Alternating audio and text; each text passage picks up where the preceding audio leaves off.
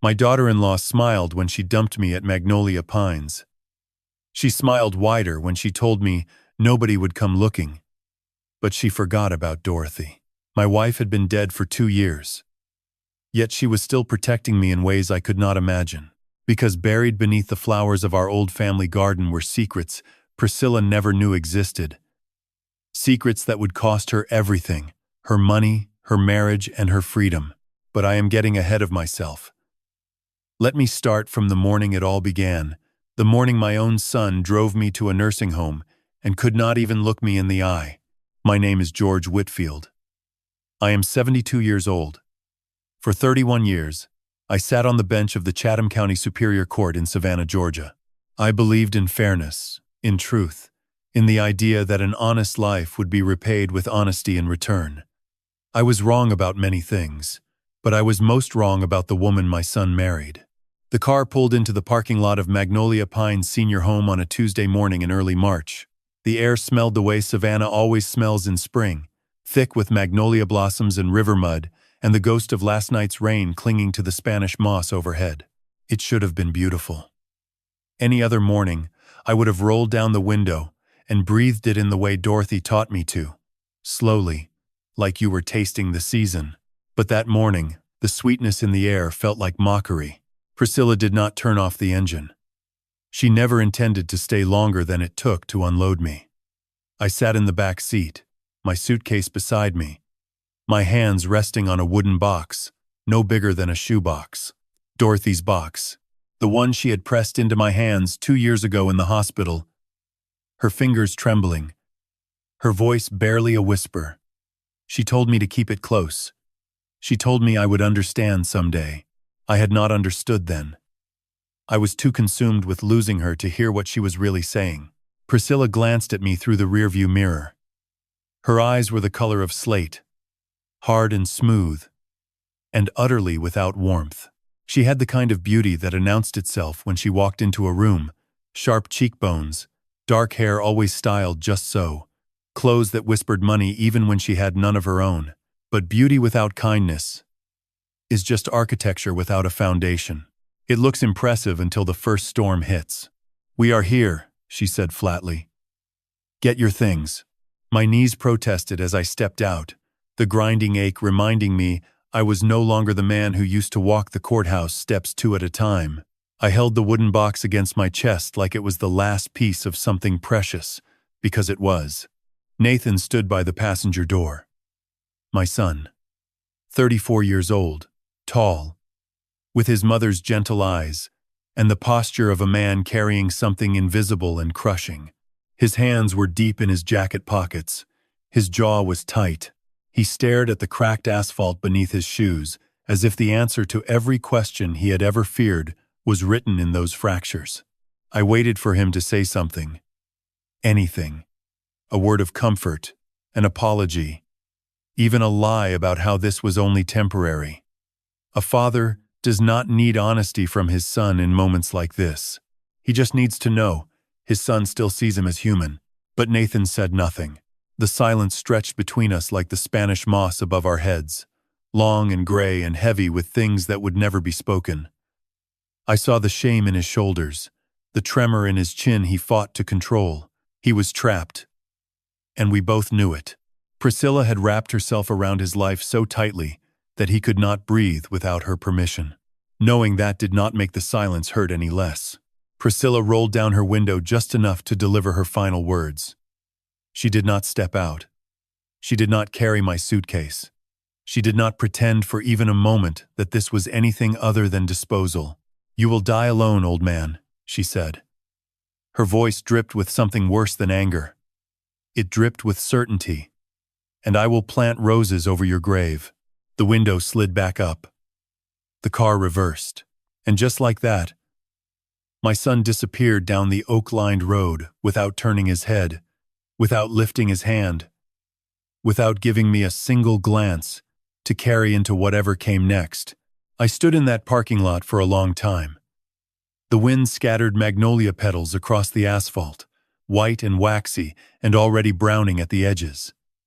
They looked like fallen pieces of something that used to be alive. I did not cry. I did not call after them. 31 years on the bench taught me this. Grief that performs is grief that wastes itself. The real pain does not need an audience. It sits quietly in your chest and waits for you to be alone before it speaks. So I picked up my suitcase. I straightened my back, and I walked toward the entrance of Magnolia Pines, carrying myself the only way I knew how, with whatever dignity I had left, and a wooden box full of seeds I did not yet understand. Inside my coat pocket, my fingers found the worn edges of a photograph. I did not need to look at it. I knew every detail by heart. Dorothy's smile, the way her eyes crinkled like parentheses holding a secret, the sun hat she wore the last afternoon we spent in her garden at Tybee Island, the dirt under her fingernails because she always said clean hands meant you had not loved the earth hard enough. I touched the photograph gently and whispered under my breath, "They think this is the end, Dot. But you always told me the strongest things grow in the dark." The glass doors slid open and the lobby swallowed me in the scent of antiseptic and artificial flowers.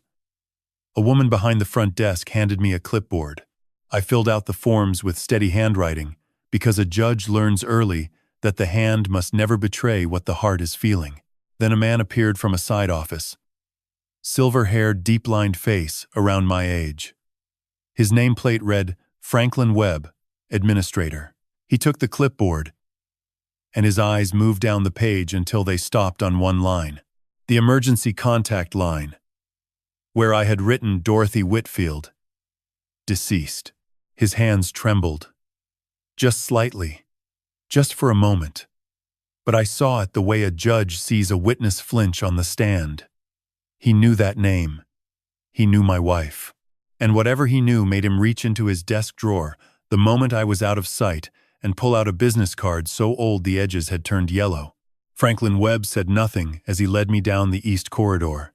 He walked half a step ahead, his polished shoes clicking against the linoleum in a rhythm that reminded me of a courtroom clerk announcing the approach of a verdict. Steady, measured, final.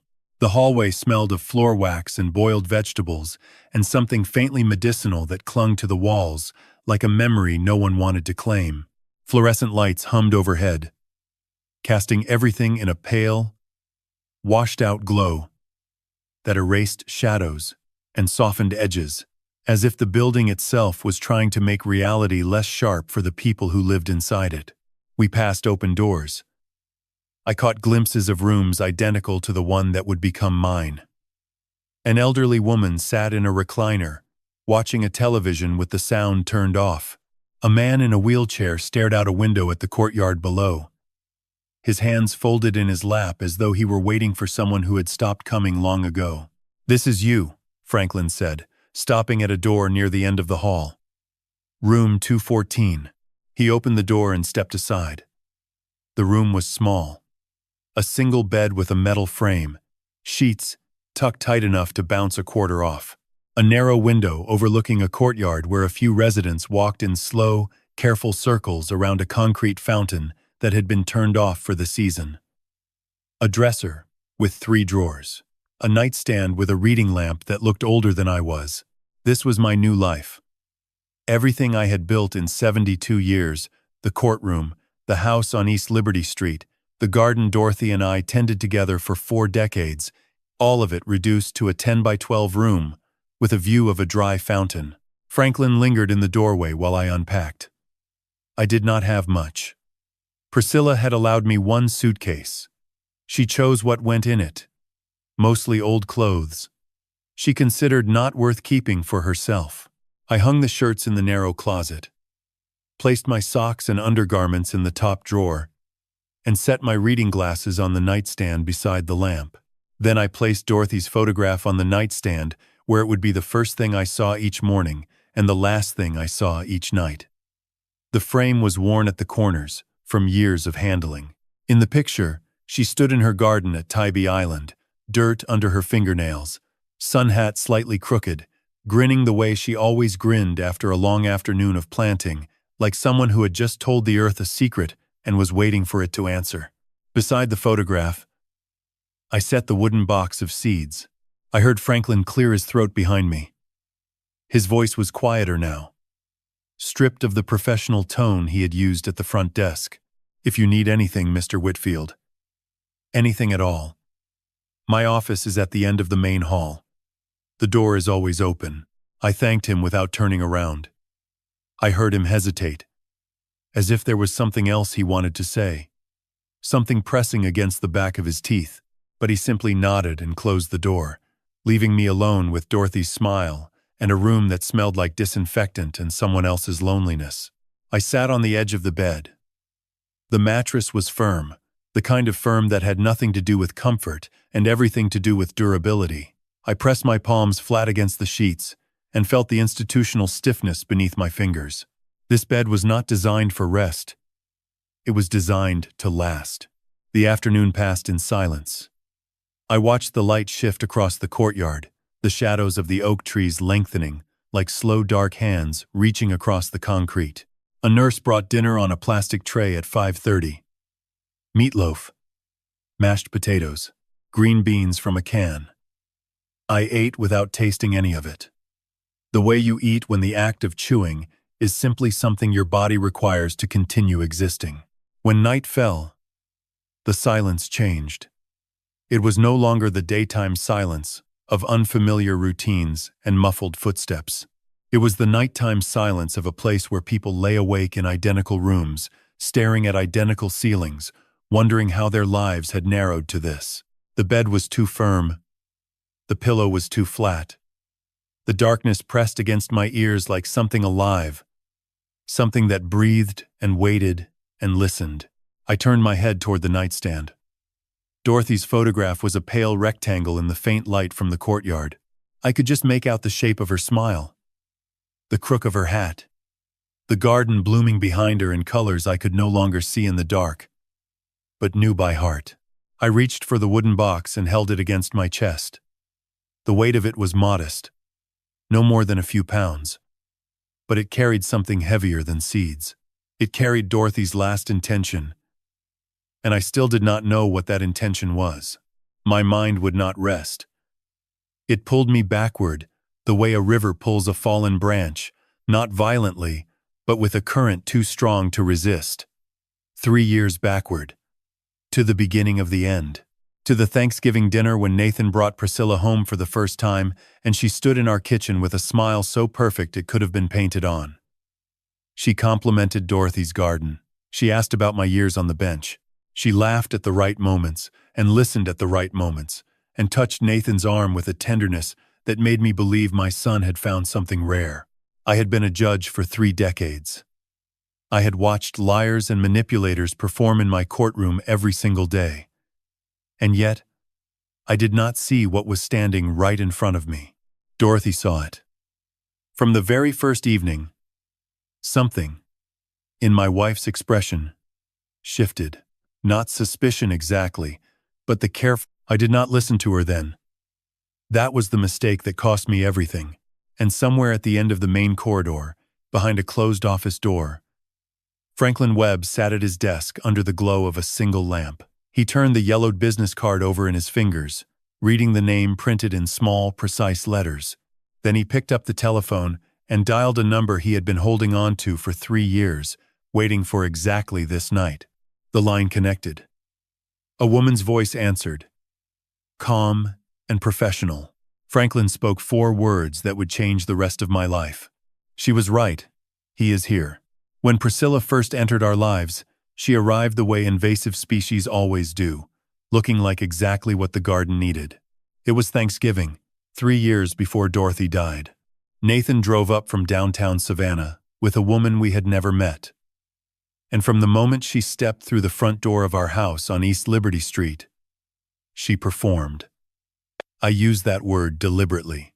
I spent 3 decades watching people perform in my courtroom, defendants who smiled too easily, witnesses who cried on cue, attorneys who manufactured sincerity the way a factory manufactures plastic flowers. I knew what performance looked like, but Priscilla was better than any of them. She wore a cream-colored dress that struck the perfect balance between modesty and elegance. She brought a bottle of wine that was expensive enough to impress, but not so expensive that it felt like showing off. She shook my hand with both of hers and said, "Nathan talks about you constantly, Judge Whitfield. I feel like I already know you." Nobody had called me Judge Whitfield in years. The title landed exactly where she intended it to, right in the center of my pride. She moved through our home like a guest who wanted to become family. She complimented Dorothy's garden before she even stepped inside, pausing at the front walkway to admire the camellias that lined the path. "These are gorgeous," she said, touching a petal with the kind of reverence that made Dorothy look up from the kitchen window. "What variety are they?" Dorothy told me later that the question itself was not unusual. People asked about her garden all the time. What unsettled her was the timing, the precision of it. As if Priscilla had studied what mattered to us and prepared her entrance accordingly. At dinner, Priscilla asked about my career on the bench. She listened with focused attention while I told the old stories. The Henderson case in '89. The labor dispute that went all the way to the state Supreme Court. The morning a defendant tried to climb out the courtroom window and got stuck halfway. She laughed at the right moments. She leaned forward at the right moments. She made me feel like the most interesting man at the table, which is a dangerous thing to make a 70-year-old retired judge feel. After the meal, she insisted on helping Dorothy wash the dishes. She rolled up her sleeves and stood at the sink beside my wife, asking questions about the family recipes, about our years in the house, about the garden at Tybee Island that Dorothy's parents had left her. Dorothy answered politely but briefly. I noticed that from across the room but thought nothing of it. I remember thinking how lucky Nathan was. I remember telling Dorothy that night, as we lay in bed, that our son had finally found someone worth keeping. Dorothy was quiet for a long moment. Then she said something I dismissed at the time but have replayed 10,000 times since. She asks a lot of questions, George. And she remembers every answer. I told her that was a good thing. I told her it meant Priscilla was genuinely interested in our family. Dorothy turned off the bedside lamp without responding, and I took her silence for agreement. It was not agreement. It was the silence of a woman who had already begun to worry. The takeover happened the way erosion happens. So, gradually, that you do not notice the ground shifting beneath your feet until you are already standing at the edge of a cliff. It started with small kindnesses. Priscilla offered to handle the household bills. She said I should not have to worry about paperwork in my retirement, that she was happy to help, that it was the least she could do for the family that had welcomed her so warmly. I agreed because it seemed generous. Dorothy said nothing, but I caught her watching Priscilla sort through our mail one afternoon with an expression I had never seen on her face before, the expression of a botanist identifying a species she hoped she would never find in her own garden. Within 3 months, Priscilla suggested adding her name to my credit cards. "Just for emergencies," she said. "In case something happens and Nathan needs access quickly." It made practical sense. I signed the forms. Within 6 months, she had convinced Nathan that his aging father needed someone to manage his finances. Nathan, desperate to please the wife he adored, agreed without question. Every expense in my life began flowing through Priscilla's hands. Every decision required her input. The house I had lived in for 45 years, the accounts I had managed for decades, the independence I had earned through a lifetime of careful, honest work, all of it slowly transferred to a woman who had been in our family for less than a year. I became a guest in my own home. I did not realize it because the cage was built one bar at a time, and each bar was wrapped in a smile. Dorothy saw it before I did. She saw it before anyone did. One autumn afternoon, about 6 months before the cancer that would take her, she sat with me on the front porch in the pair of rocking chairs we had owned since Nathan was a baby. The sun was low. The live oaks cast long shadows across the yard. Somewhere down the street, a neighbor was burning leaves, and the smoke curled through the air like a lazy signature. Dorothy rocked slowly, her hands resting on her knees, her eyes fixed on something I could not see. "The prettiest flowers in the garden are sometimes the most poisonous, George," she said quietly. "Remember that." I turned to look at her. She was not watching the sunset. She was watching the window where Priscilla sat inside. scrolling through my bank statements on her laptop. I told Dorothy she was being unfair. I told her Priscilla was helping us. I told her she was letting her years of nursing, all those decades of watching families fall apart over money and inheritance, cloud her judgment about our own family. Dorothy did not argue. She simply looked at me with those steady brown eyes, the eyes that had studied root systems and soil compositions and the invisible architecture of growing things for 40 years, and she said one more thing before she let the subject drop. I know what it looks like when something is growing in the wrong direction, George. And I know what happens if you do not pull it out in time. Then she stood up, walked down the porch steps, and disappeared into her garden, the way she always did when words failed her. She went to the place where her hands could do what her voice could not. I watched her go and did nothing. That was the second mistake. The first was not listening. The second was not following her into the garden, where she was already beginning to plant the seeds of my salvation. Dorothy never brought up Priscilla again. Not directly. She had said what she needed to say on that porch, and when I failed to hear it, she did what she always did with stubborn soil. She stopped arguing with it and started working around it. In the months that followed, I noticed small changes in her routine. She drove out to Tybee Island more often, sometimes twice a week, always alone. She said she was tending her parents' old garden, the one surrounding the cottage they had left her years ago.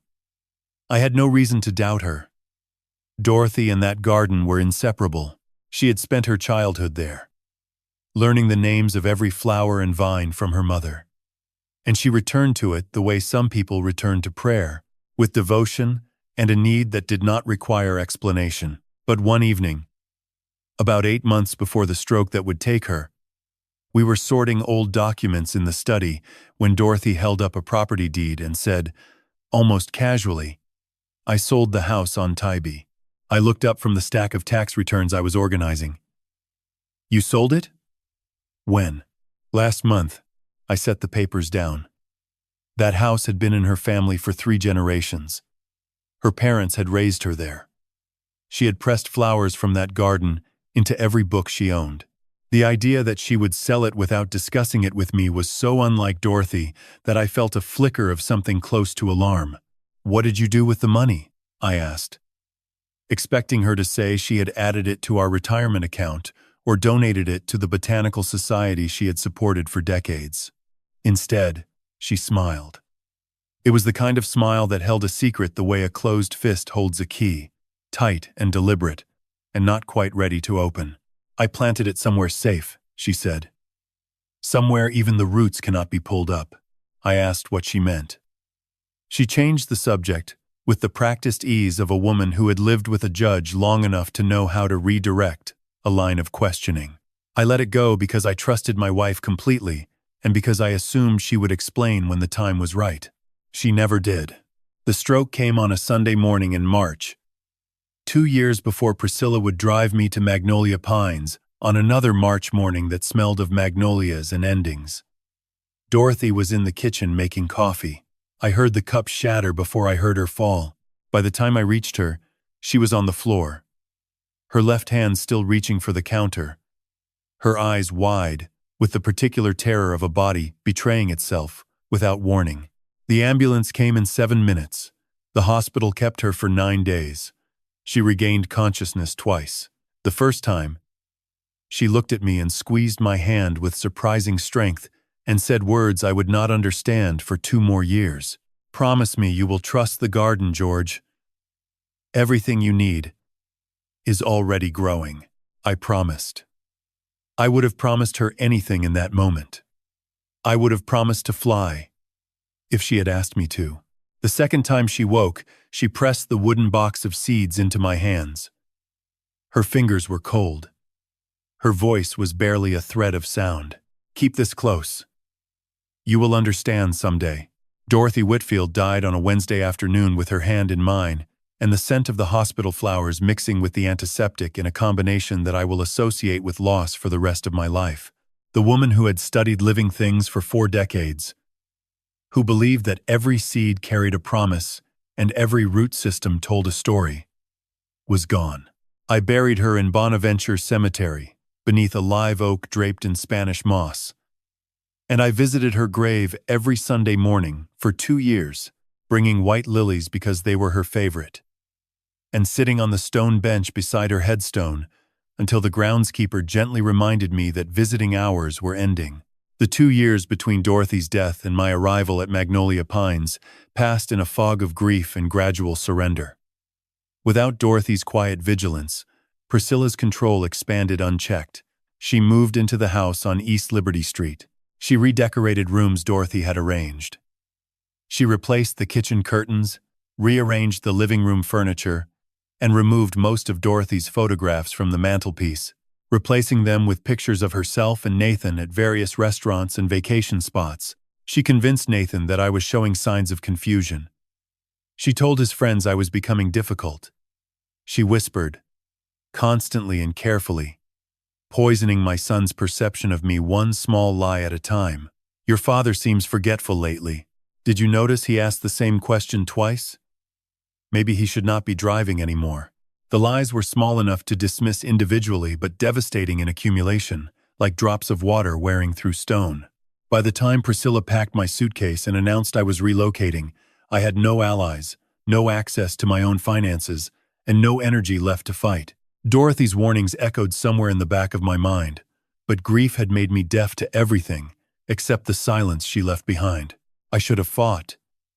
I should have stood up in my own kitchen and told Priscilla that I was a retired judge of the Chatham County Superior Court, and that no one, absolutely no one, was going to remove me from my home without a legal battle she could not win. But grief does strange things to a man. It does not just take the person you loved. It takes the version of yourself that existed because of them. So I let it happen. And I ended up here. That was the story I told myself as I lay in that narrow bed at Magnolia Pines on my second morning, staring at the ceiling, believing that every chapter of my life had already been written, and that the ending was this room, this silence, this slow fade into nothing. Then the phone rang. The caller ID showed a number I did not recognize. I almost let it go. But something, maybe instinct, maybe the last stubborn thread of the man I used to be, made me reach for it. A woman's voice. Calm. Professional. Precise. Mr. Whitfield. My name is Raymond Cross. I am an attorney specializing in elder law. You do not know me, but your wife does. Dorothy hired me 4 years ago. My heart stopped. The room tilted slightly, and I gripped the edge of the mattress to keep from falling. She said if you ever ended up alone and vulnerable, I was to find you immediately. I have been waiting for this call for 3 years, Mr. Whitfield, and now that it has come, we have a great deal of work to do. I could not speak for a long time after Raymond Cross finished his opening sentence. The phone pressed against my ear felt heavier than it should have, as if the words coming through it carried a physical weight my body was not prepared to hold. Dorothy had hired a lawyer 4 years ago, while she was still healthy, still tending her garden, still sitting beside me on the porch in the evenings watching the fireflies drift across the yard. She had walked into an attorney's office and said the words that Raymond now repeated to me. If my husband ever ends up alone and vulnerable, I need someone to fight for him. She paid my retainer in full that same day. Raymond continued. She gave me specific instructions. She told me about your daughter-in-law. She described what she believed would happen, and Mr. Whitfield, she described it with a precision that I found unsettling at the time. Everything she predicted has come true. I closed my eyes. The room felt smaller than it had a minute ago, the walls closer, the air thinner. But something else was happening too. Something warm was spreading through my chest, pushing back against the cold that had settled there since Priscilla closed the car door and drove away. Dorothy had known. Even before the stroke, even before the diagnosis, even before I ended up in this room, she had seen the future clearly enough to build defenses against it. How did you know to call now? I asked. How did you know I was here? Raymond's answer was the second shock of the morning. Franklin Webb called me yesterday. The moment you checked in, your wife asked him to watch over you if anything ever happened. She chose Magnolia Pines specifically. She chose Mr. Webb specifically. He has been waiting for you for 3 years. I thought back to the previous morning. Franklin's lingering gaze. The tremor in his hands when he read Dorothy's name. The way he hesitated in the doorway of my room as if something heavy was pressing against the back of his teeth. None of it had been random. None of it had been coincidence. Priscilla thought she was disposing of me in some forgotten facility. But she had unknowingly delivered me to the exact place Dorothy wanted me to be. My wife had chosen this nursing home. She had chosen Franklin. She had chosen Raymond. She had built a net beneath me years before I fell. Raymond arrived at Magnolia Pines 3 hours later. Franklin arranged for us to use the private visitors' lounge at the end of the east wing. A small room with 2 armchairs, a coffee table, and a window overlooking the courtyard, where the dry fountain sat, like a monument to patience. Raymond Cross was not what I expected. He was in his mid-50s, broad-shouldered, with a shaved head and reading glasses that sat low on his nose. He wore a navy suit that had seen years of courtrooms, and he carried a leather briefcase so thick with documents that the zipper strained at the corners. He shook my hand firmly, the way men do when they want you to know they take you seriously, and sat across from me with the quiet confidence of someone who had been preparing for this meeting for a very long time. "Let me be direct, Mr. Whitfield," he began. "Your daughter-in-law has been using your credit cards without authorization for months. She has spent approximately $52,000 on personal purchases. She is actively seeking to sell your home, and based on conversations your wife documented before her death, there is a strong possibility Priscilla will attempt to file for emergency guardianship, declaring you mentally incompetent so she can take full legal control of your assets, your property, and your life." The words confirmed what I had suspected but refused to name. Hearing them spoken aloud by a professional, backed by evidence, stripped away the last layer of denial I had been hiding behind. Raymond opened his briefcase. But here is what Priscilla does not know. Dorothy anticipated all of this. 4 years ago, she established a protected trust funded by 2 sources: the proceeds from the sale of her parents' property on Tybee Island, and a life insurance policy she purchased without telling anyone. The total value of the trust is $1.8 million, and Priscilla cannot touch a single cent of it. I stared at him. Dorothy and I had lived comfortably but modestly. We never discussed large sums of money because I never believed we had large sums. But Dorothy had been building this fortress in secret, brick by brick, while I remained oblivious. Then Raymond leaned forward and said something that changed the shape of everything. "There is more, Mr. Whitfield. Your wife told me the real evidence, the material that will end this permanently, is not in my files. She said it is with you, in a box of seeds." My eyes moved to the nightstand in my room where the wooden box sat beside Dorothy's photograph. I had carried it for 2 years, without understanding.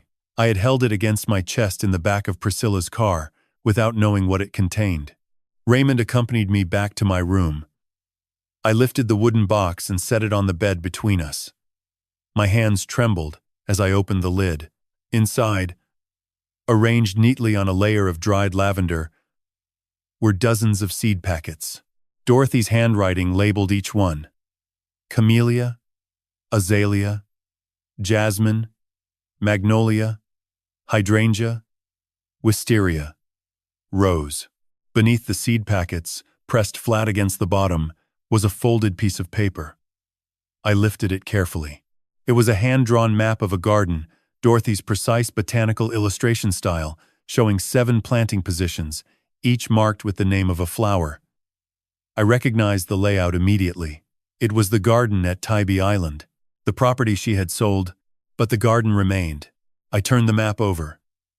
On the back, in Dorothy's handwriting, 4 words: "Dig where the love grows deepest, George. The garden remembers what the world forgets." I pressed the paper against my chest and wept. Not from sadness. From a love so deliberate, so fiercely protective, that it had reached across 2 years of death to hand me a map. Raymond waited in respectful silence. When I looked up, he spoke carefully. "Your wife told me there are 7 boxes buried in that garden, one beneath each planting site. She said each box contains evidence, documents, recordings, photographs. She arranged them in a specific order, least to most damaging, but she was very clear about one thing. He paused. The seventh box, the one buried under the rose bush, must only be opened last. She said it contains something that will end everything. But if it is opened too soon, it loses its power. She wanted you to build the case first, layer by layer. The way she built that garden, I looked at the map in my hands. 7 flowers, 7 boxes, 7 layers of truth my wife had buried in the earth, waiting for me to find them. Dorothy had not just warned me. She had armed me. I could not dig up a garden alone. My knees barely tolerated the walk from my room to the dining hall. And the thought of driving 30 minutes to Tybee Island, locating 7 buried boxes, and unearthing them without help was beyond what my 72-year-old body could manage. I needed someone who knew the garden, someone Dorothy trusted, someone who would not ask too many questions before agreeing to help. I needed Beatrice Thornton. I found her number in my phone's contact list, buried between the name of a dentist I no longer visited and the number for a hardware store that had closed 2 years ago. Dorothy had added it herself. I realized, sometime before the stroke, she had placed it there the way she placed everything. Deliberately, in a location where it would be found when the time was right. B answered on the second ring. "George Whitfield," she said. And her voice carried the particular combination of warmth and indignation that defined everything about her. "I have been waiting for you to call. I heard what that woman did to you. And I have been sitting in my kitchen for 3 days trying to decide whether to drive to that nursing home myself or call the police first." B. Thornton was 68 years old. She had spent 35 years as an investigative reporter for the Savannah Morning News, covering corruption cases, financial fraud, and political scandals with the kind of relentless precision that made powerful people avoid her phone calls. She retired 6 years ago.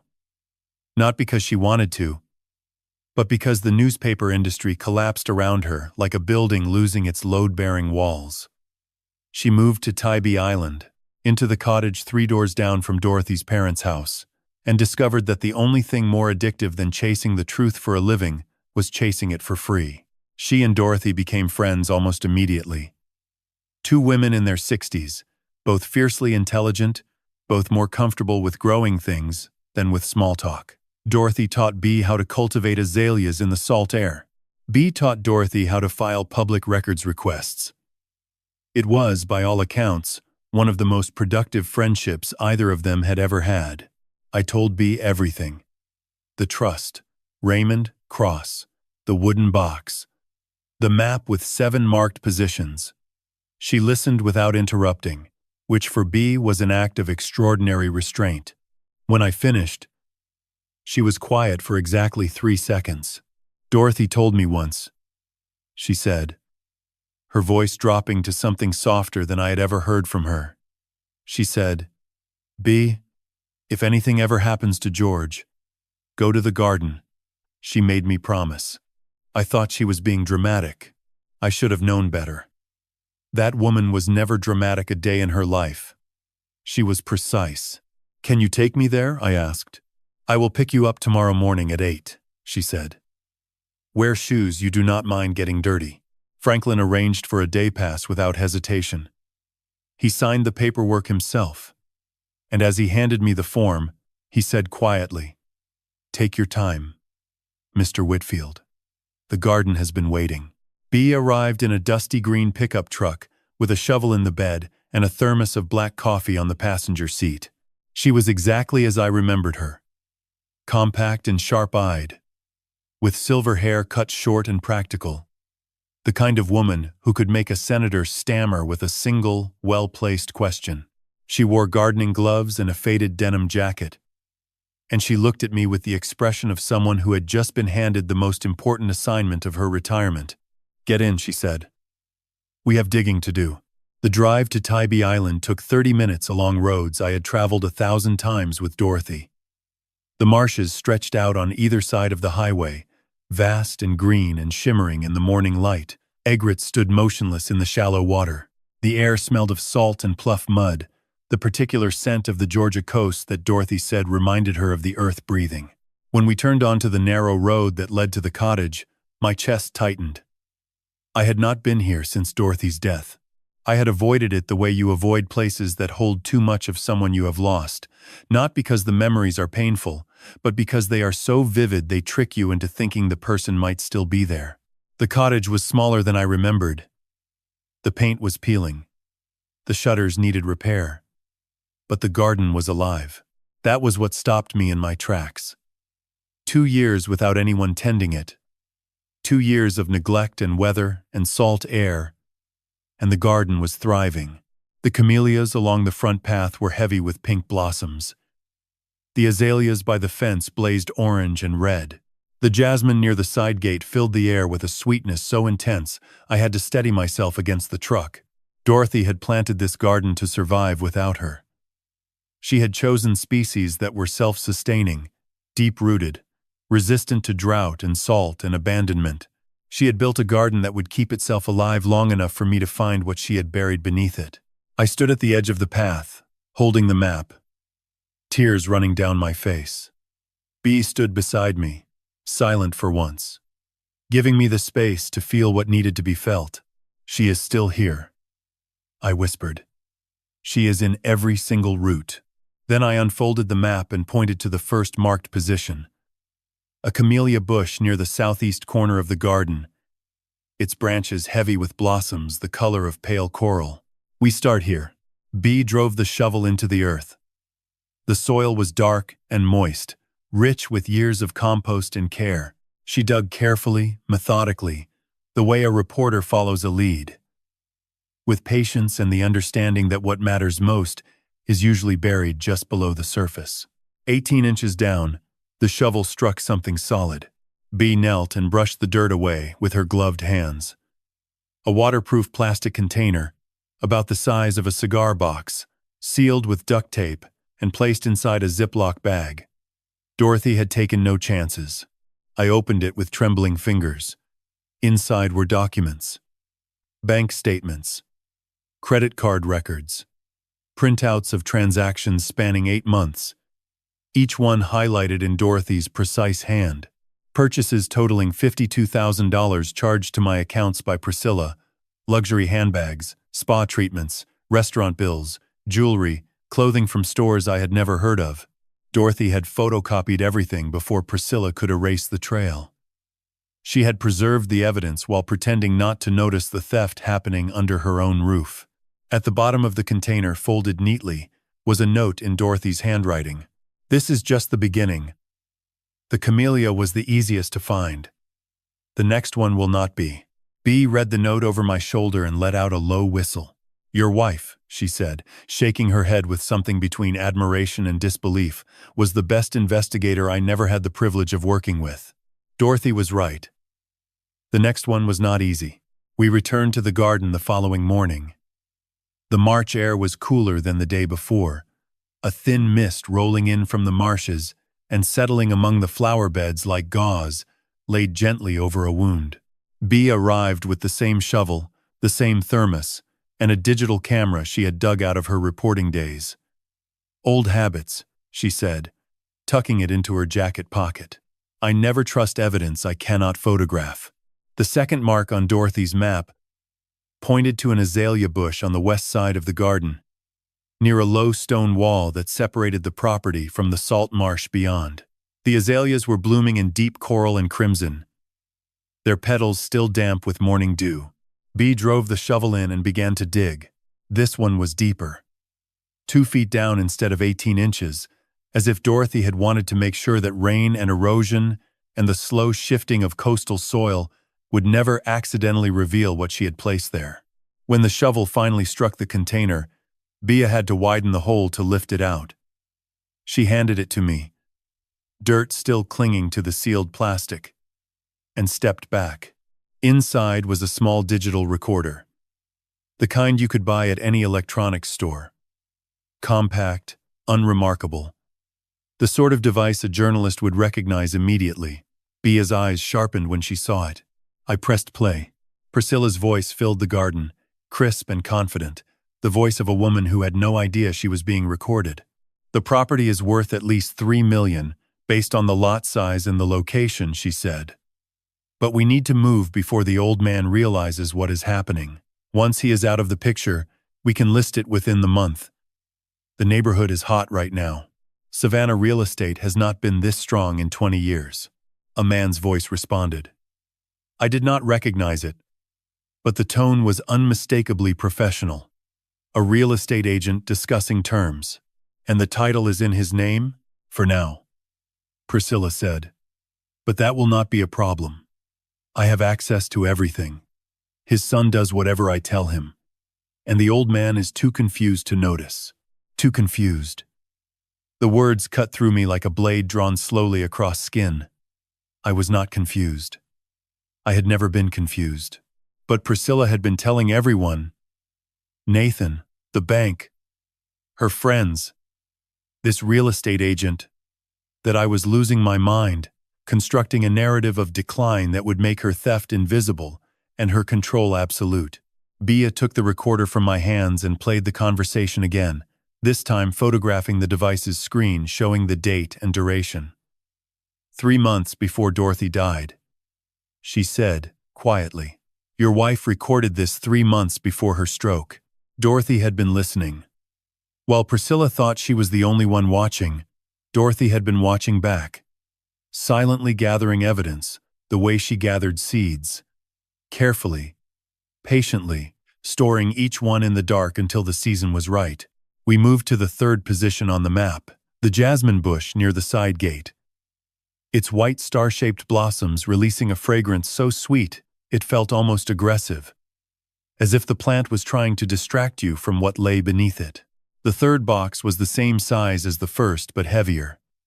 Inside were photographs and documents. The photographs showed pages from a notebook, shot in close-up with clinical precision. Each page contained my signature, written over and over in varying degrees of accuracy. Some were rough approximations.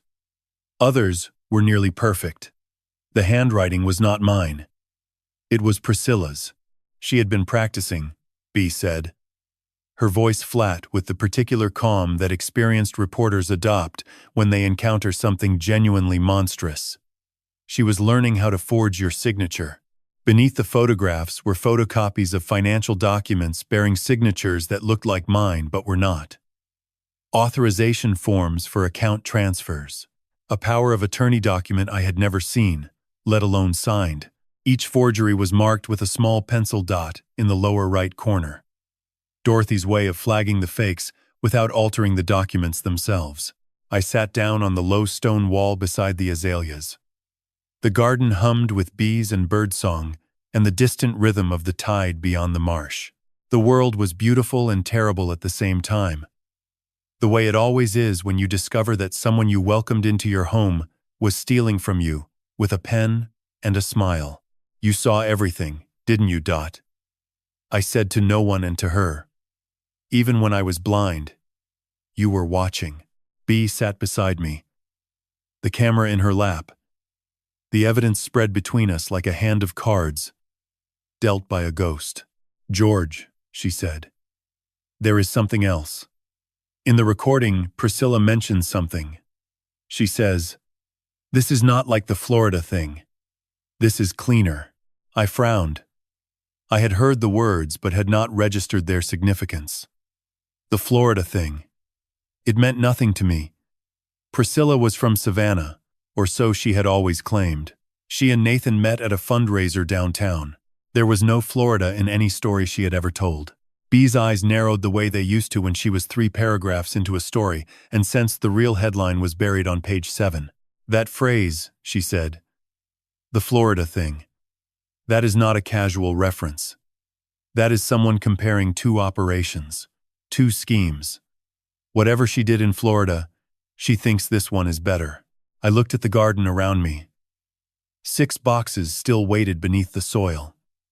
Dorothy had organized them in order of severity, least to most damaging. If the first two contained financial theft and forgery, what was buried deeper? My phone rang. Raymond Cross. Mr. Whitfield, I've been running a background check on your daughter-in-law. Her maiden name is not what she told your family. Before she married Nathan, before she moved to Savannah, her name was Priscilla Hale. And 8 years ago, in Tampa, Florida, a woman named Priscilla Hale was named as a defendant in a property fraud case involving an elderly couple. I gripped the phone tighter. The case was dismissed for lack of evidence, Raymond continued. But the allegations are identical to what she is doing to you. Identical, Mr. Whitfield. The same pattern, the same methods, the same target demographic. I looked at Bay. She was already nodding. Her journalist instincts confirmed. Your wife was not just protecting you, George, B said. Her voice steady but her eyes fierce. She was building a prosecution. And whatever is in those last 4 boxes is going to finish it. While I was digging up the truth from Dorothy's garden, Priscilla was hosting a party in my house. I would learn the details later. Pieced together from Raymond's sources, from witnesses who came forward during the investigation, and eventually from Nathan himself when he finally found the words to tell me everything. But even hearing it secondhand, the picture that emerged was so vivid, so grotesquely confident, that I could see every moment as clearly as if I had been standing in the room. The gathering happened on the 7th evening, after she dropped me at Magnolia Pines. Priscilla invited 8 guests to what she called an intimate dinner, a celebration of new beginnings.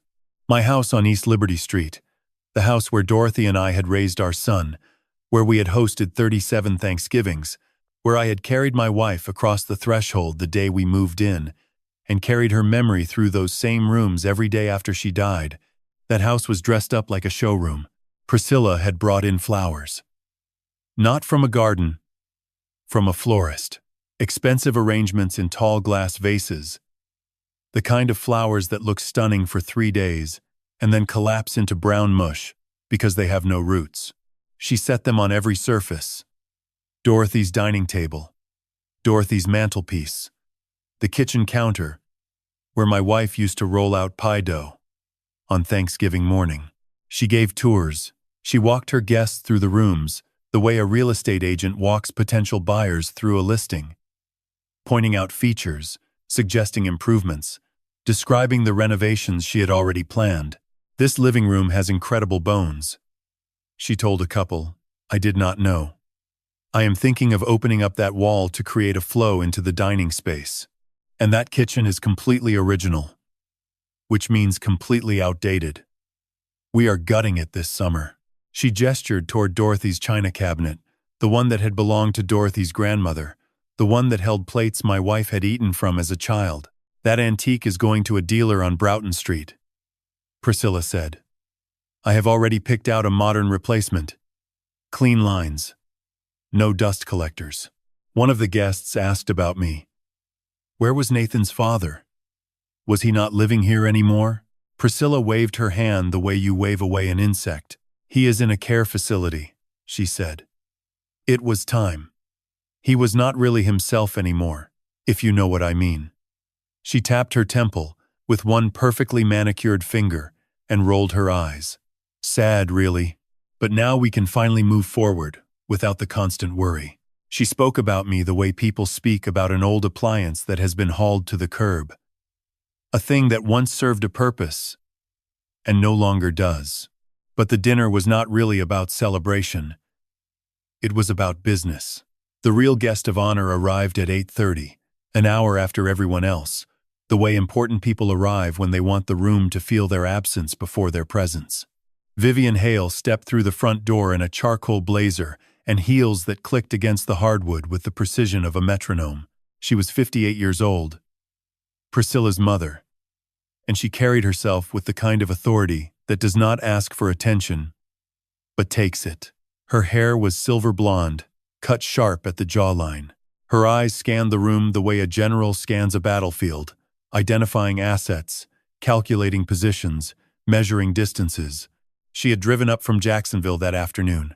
She and Priscilla had been in contact daily since my removal to Magnolia Pines, coordinating schedules, reviewing plans, preparing for a meeting that had nothing to do with family and everything to do with money. Vivian walked through every room in the house. She ran her fingers along the crown molding.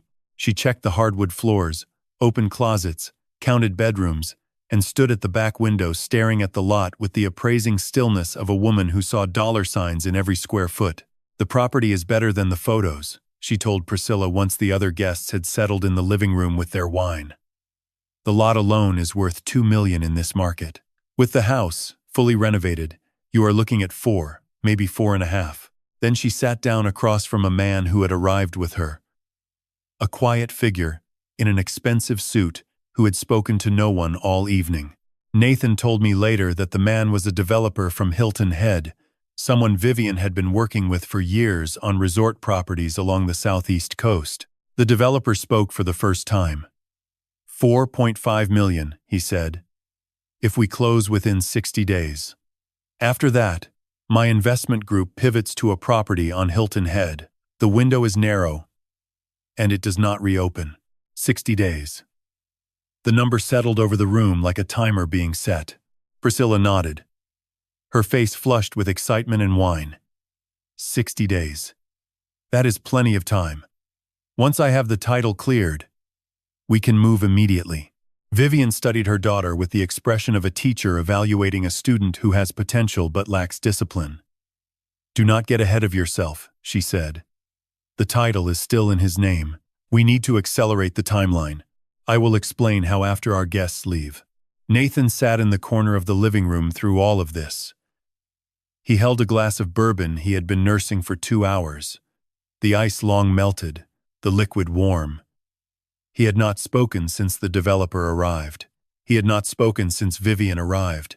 He sat with the stillness of a man whose body was present, but whose mind was somewhere else entirely. Somewhere back in time, somewhere standing in a driveway, watching his father hold a wooden box and walk alone into a building that smelled of antiseptic and endings.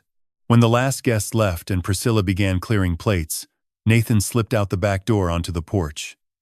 He stood at the railing, looking down at the garden that ran along the back fence. Dorothy's garden. The roses she had planted along the trellis were in early bloom, red as arterial blood, climbing stubbornly toward the light the way they had every spring for as long as he could remember. He did not know that those roses were his mother's final gift. He did not know that a garden on Tybee Island was giving up its secrets one box at a time. He did not know that in a small room at Magnolia Pines, his father was studying a hand-drawn map and planning a fight that would change all of their lives. But standing there in the dark, staring at his mother's roses, something cracked inside my son. Not broken. Not yet. But cracked. Like a seed casing that has been holding itself shut against pressure it can no longer contain. After the guests left, the real meeting began. Nathan told me everything about that night. Weeks later, when he sat across from me at Magnolia Pines with red-rimmed eyes and a voice that kept breaking on words he had carried alone for too long, he described the scene with the halting precision of a man testifying against himself because in many ways, that was exactly what he was doing. The kitchen. 11:30 at night. The dishes from the dinner party still stacked in the sink. Vivian Hale sat at the table. My table. The one Dorothy and I bought the year Nathan was born, and poured herself a glass of wine from a bottle I had been saving for a special occasion that would never come.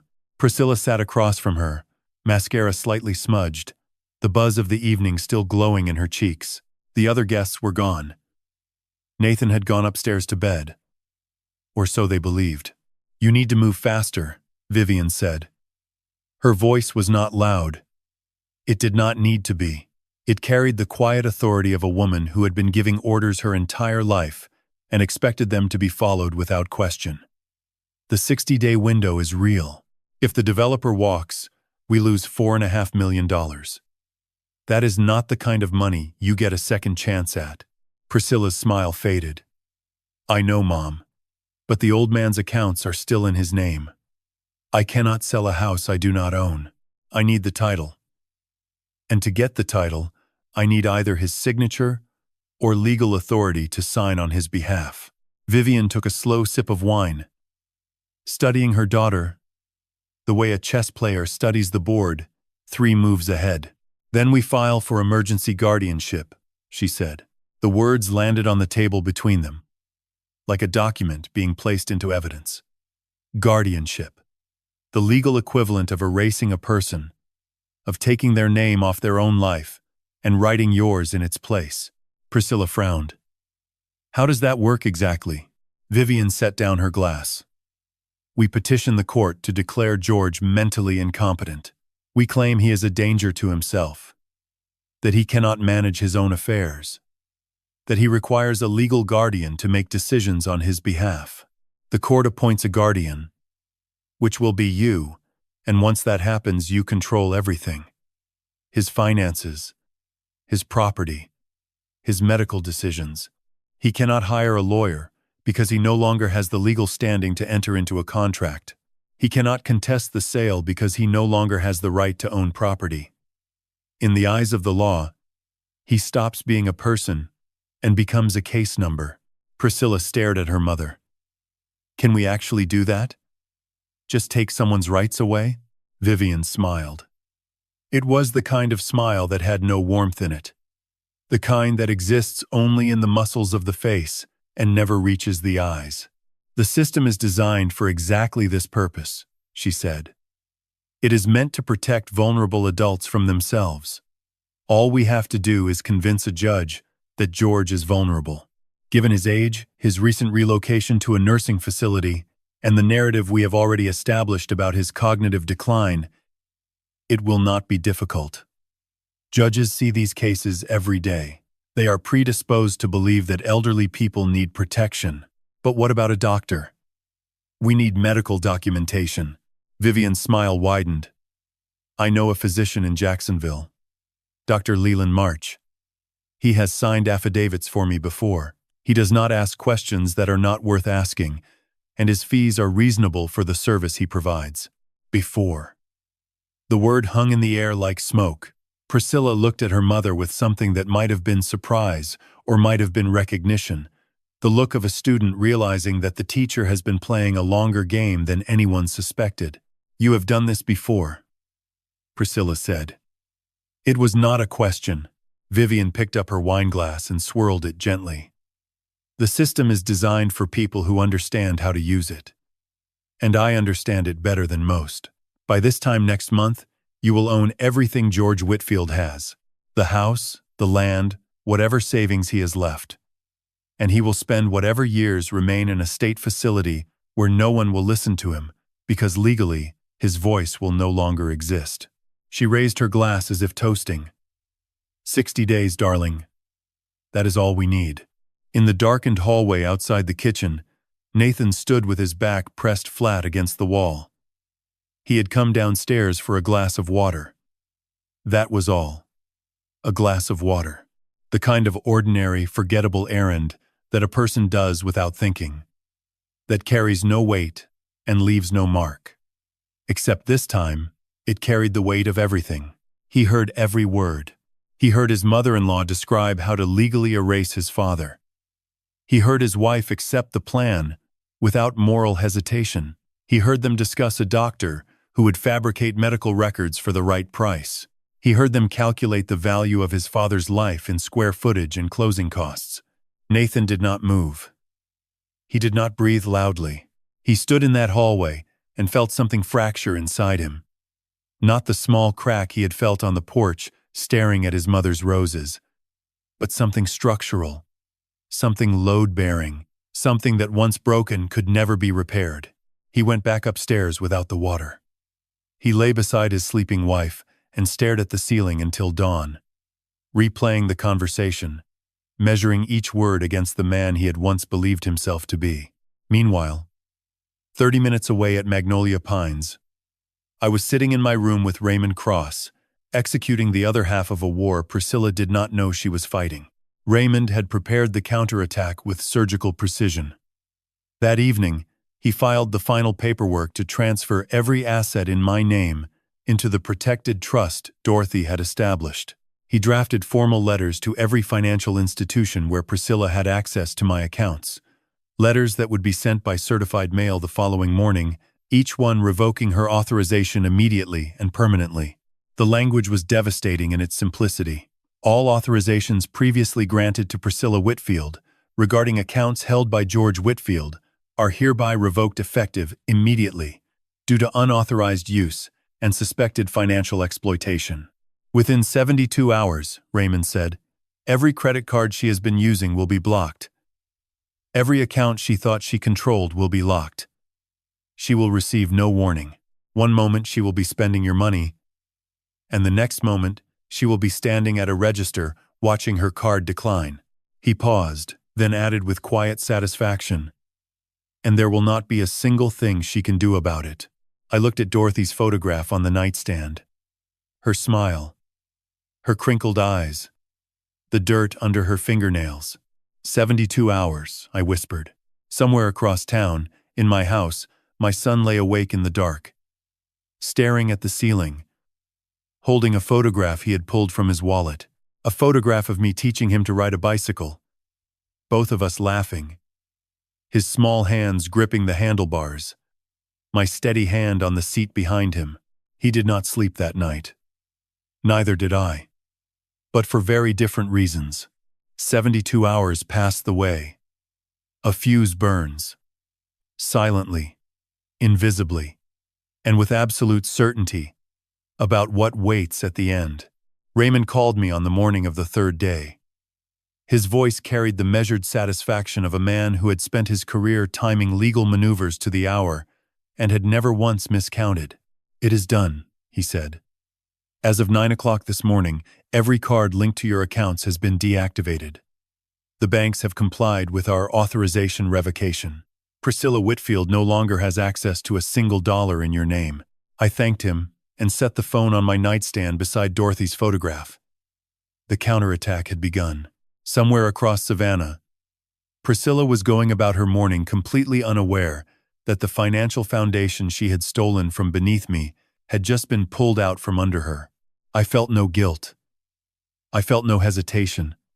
I only felt the quiet certainty of a man who had spent 3 decades delivering justice from a bench and was now, for the first time, delivering it from a nursing home bed. But before the card stopped working, Priscilla gave me one more gift. She did not intend to. She did not know she was doing it. But her arrogance had always been her most generous quality, at least where my legal case was concerned. She came to Magnolia Pines that same morning. I was sitting in the common room, a large space with mismatched armchairs and a television mounted on the wall that no one ever changed from the Weather Channel. I was pretending to read a newspaper, though my mind was far from the headlines. Then I heard her voice at the front desk, sharp and impatient, cutting through the quiet like a car alarm in a church. She found me in the common room and stood over my chair, the way a prosecutor stands over a defendant she has already convicted in her mind. "You look pathetic," she said. Her voice was loud enough for everyone nearby to hear. Every resident in the room, every staff member at every station, sitting here like a lump, wasting space and resources that could go to people who actually deserve them. I said nothing. I kept my eyes on the newspaper. I had learned a long time ago, in a courtroom full of hostile witnesses, that silence is the most powerful weapon a judge possesses. It forces the other person to keep talking. And people who keep talking eventually say the thing they should not have said. Priscilla did not disappoint. "Do you have any idea how much this place costs?" She continued, her voice rising. "You are a waste of oxygen, George. You have always been a burden. The best thing you could do for this family is hurry up and make room for someone who matters." She stood there for another 2 minutes, cataloging my failures as a father, as a husband, as a human being. She called me senile. She called me useless. She said Dorothy would be ashamed of what I had become, and that was the moment I almost broke, almost looked up, almost let her see the fire that was burning behind my silence. But I held. A judge holds. Priscilla finally ran out of venom. She turned on her heel and marched toward the exit, her heels striking the linoleum like hammer blows on a coffin nail.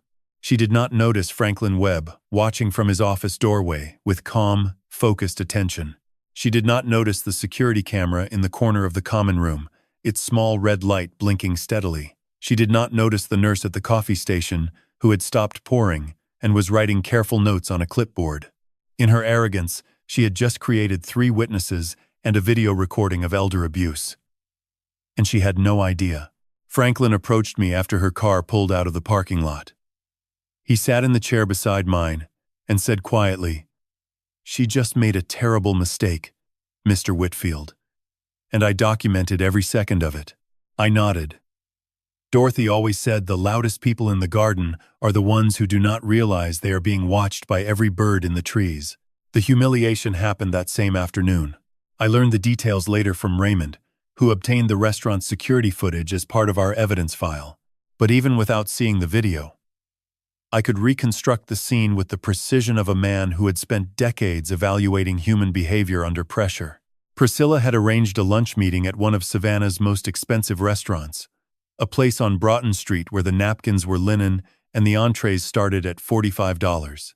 She was meeting the developer from Hilton Head, the quiet man in the expensive suit, who had offered $4.5 million for my home.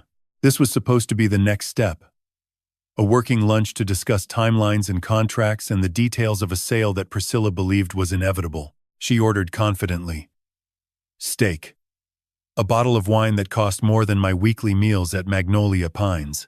She spoke about the property with the fluency of someone who had rehearsed her pitch in the mirror, dropping square footage numbers and neighborhood comparables and renovation estimates with the ease of a woman who had already spent the money in her mind.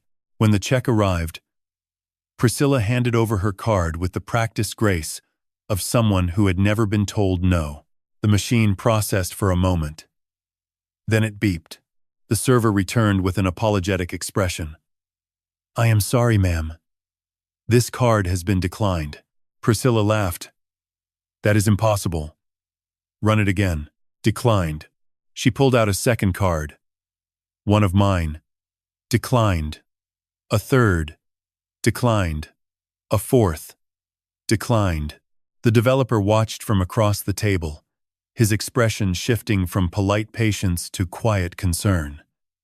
The server stood frozen, holding the check presenter like evidence she did not want to be responsible for. 2 tables away, a woman glanced over with the particular interest of someone who recognizes a disaster unfolding in real time. Priscilla's face turned the color of the wine she had just consumed. She snatched the cards back and stood abruptly, nearly knocking over her water glass. "There must be some mistake," she said, her voice pitched higher than she intended. "These cards were working yesterday. There has been some kind of error." The developer folded his napkin and placed it on the table with the deliberate care of a man who has just made a decision. "Is everything all right with your finances, Mrs. Whitfield?" he asked. His tone was neutral, but the question was not. It was an assessment, a recalculation, the kind of question that precedes the withdrawal of a $4.5 million offer. Priscilla grabbed her purse and left the restaurant without answering. The developer paid the check himself, left a generous tip, and walked to his car with his phone already at his ear. In her car, Priscilla called the bank. The representative's response was polite and final. "Ma'am, your authorization has been revoked by the primary account holder. You no longer have access to these accounts. If you believe this is an error, you will need to contact Mr. George Whitfield directly." She screamed. She demanded supervisors. She threatened legal action. None of it mattered. The accounts were mine, the law was clear, and there was nothing anyone could do. Then she called Vivian. Her voice was raw, swinging between fury and panic. Vivian's response came like a blade. "I told you to move faster. Now we do it my way. Emergency guardianship. We file tomorrow." But tomorrow would not unfold the way Vivian planned, because at that very moment, in a darkened home office on East Liberty Street, my son was staring at a computer screen, reading an email from his own law firm that would change everything. Nathan arrived at his law firm the next morning the way he had arrived every morning for the past 2 years. Early, quiet, and carrying the invisible weight of a life he no longer recognized as his own. The offices of Hargrove, Kessler and Dunn occupied the fourth floor of a brick building on Bull Street, 3 blocks from the courthouse where I had spent my career. Nathan had joined the firm 18 months ago, fresh out of law school, grateful for the opportunity, eager to prove himself. He specialized in property law, contracts mostly, the kind of steady, unglamorous work that keeps a young attorney employed while he builds a reputation. He was good at it. Careful. Thorough.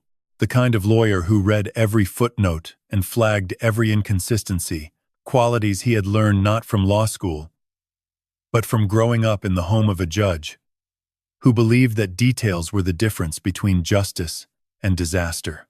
He had not slept. The conversation he overheard in the kitchen replayed in his head on a continuous loop.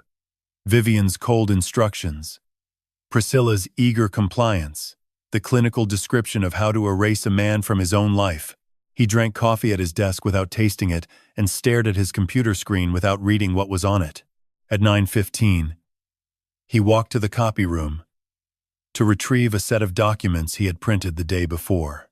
The copy room was at the end of the hall, past the offices of the senior partners, past the conference room where associates gathered for Monday briefings, past the desk of a colleague named Thomas Birch, who handled the firm's elder law cases.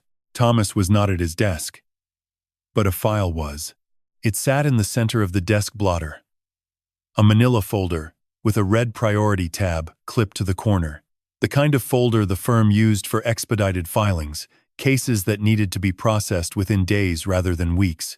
Nathan would have walked past it without a second glance if his eye had not caught the name printed on the label in the firm's standard block lettering. Whitfield. George. Emergency guardianship petition. Nathan stopped. The hallway was empty. The copy room hummed with the sound of a printer completing someone else's job. The fluorescent lights buzzed overhead with the indifferent steadiness of a world that does not pause for the moments that shatter the people inside it. He picked up the folder. His hands were steady, but something behind his ribs was not. He opened it and began to read. The petition was 12 pages long. It had been prepared by an outside attorney, someone Nathan did not recognize, but filed through Hargrove, Kessler, and Dunn as local counsel. The petitioner was listed as Priscilla Whitfield, spouse of the respondent's son, seeking emergency guardianship over George Whitfield on grounds of cognitive decline and inability to manage personal and financial affairs. Attached to the petition was a medical affidavit signed by a Dr. Leland March of Jacksonville, Florida. The affidavit stated that Dr. March had examined George Whitfield and found significant evidence of progressive cognitive deterioration, including memory loss, confusion, impaired judgment, and an inability to recognize familiar persons. Nathan read the affidavit twice, then a third time. Each reading made the words more monstrous, because Nathan knew, with the absolute certainty of a son who had spoken to his father just weeks ago, that every single word in that document was a lie. I had never met Dr. Leland March. I had never been examined by any physician in Jacksonville. My memory was intact. My judgment was sound. I could name every case I had presided over in my final decade on the bench, every precedent I had cited, every verdict I had delivered.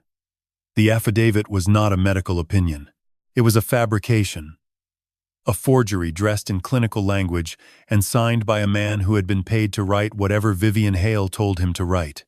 Nathan turned to the next page. The section requesting authority over financial assets. The section requesting authority over medical decisions. The section requesting the court to appoint Priscilla as sole guardian with full power to sell, transfer, or dispose of any property belonging to the respondent. At the bottom of the final page was Priscilla's signature. Nathan recognized it the way you recognize a scar. Instantly, and with the memory of exactly how it got there. Beside her signature was a line for the respondent's attending physician, Dr. Leland March, Jacksonville, Florida. A man neither I nor Nathan had ever heard of until Vivian spoke his name in the kitchen that night. Nathan closed the folder and stood motionless in the empty hallway. The printer in the copy room finished its job and fell silent. The building settled around him with the quiet creaks of old architecture adjusting to the morning heat. He thought about me. Not the version of me that Priscilla described to her friends, the confused old man who needed to be managed. He thought about the real me, the father who taught him to ride a bicycle on the sidewalk outside our house, running alongside him with one hand on the seat until his balance held. The father who sat with him at the kitchen table every night during law school, quizzing him on case law until they were both too tired to keep their eyes open. The father who told him on the day he passed the bar exam, "I have never been more proud of anyone in my life," and meant it with everything he had. That father was not cognitively impaired. That father was not confused or incompetent or in need of a guardian. That father was a retired judge who had been systematically isolated, financially exploited, and abandoned in a nursing home by a woman who now wanted to legally erase him from existence. And Nathan's own law firm was helping her do it. He placed the folder back on Thomas Birch's desk, exactly where he had found it. He walked to his own office, sat down, and opened his laptop. He typed a resignation letter that was 3 sentences long. He printed it, signed it, placed it in an envelope addressed to the managing partner, and left it on his desk. Then he stood up, picked up his briefcase, and walked out of Hargrove, Kessler, and Dunn for the last time. In the elevator, alone, descending 4 floors toward the lobby and whatever came after, Nathan pulled out his phone. His thumb hovered over my number for what felt like a very long time. The elevator doors opened. The lobby was bright with morning sun streaming through tall windows. People walked past him in suits and heels, carrying coffee cups and briefcases, moving through an ordinary Tuesday morning that had no idea it was about to become extraordinary. He pressed call. The phone rang once, twice, 3 times. I almost did not answer. I had grown cautious about unknown calls, about voices on the other end that might carry demands or threats, or the cold efficiency of people who wanted something from me. But something made me pick up. Hello? A pause. A breath that shuddered at the edges. Then my son's voice cracked open like a shell that had been holding itself together far past the point of breaking. "Dad." His voice was barely a whisper. "I need to see you. There is something I have to tell you."